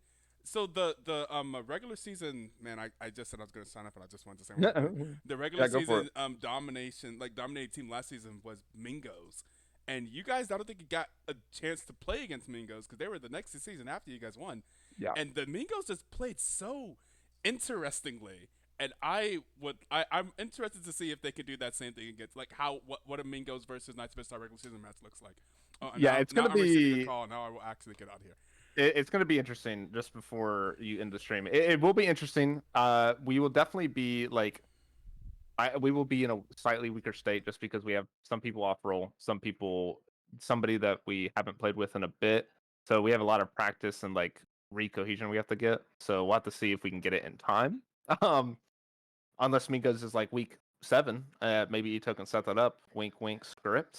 Question mark. But we will have to see what we can get done and what Mingos has prepared. It's a fiesta. That's what they. Yeah. Fiesta. Like, I don't know how not to be dragged into a Mingo fiesta. Any other team I've been able to like kind of figure it out. They're just a fiesta for sure. It's hard not to. The ego kicks in at some point. All right. Well, I'm gonna peace out of here, so Ito can peace out of here. It was good talking, good casting, and congratulations to BTL for winning that series and going to 4-1, I believe. So 3-1. Yeah, I did correct that to 3-1 now. But yeah, good job to VTL, and hopefully we continue to do well in this LFA. All right, guys. We'll catch you guys All right. later. Peace out. Peace.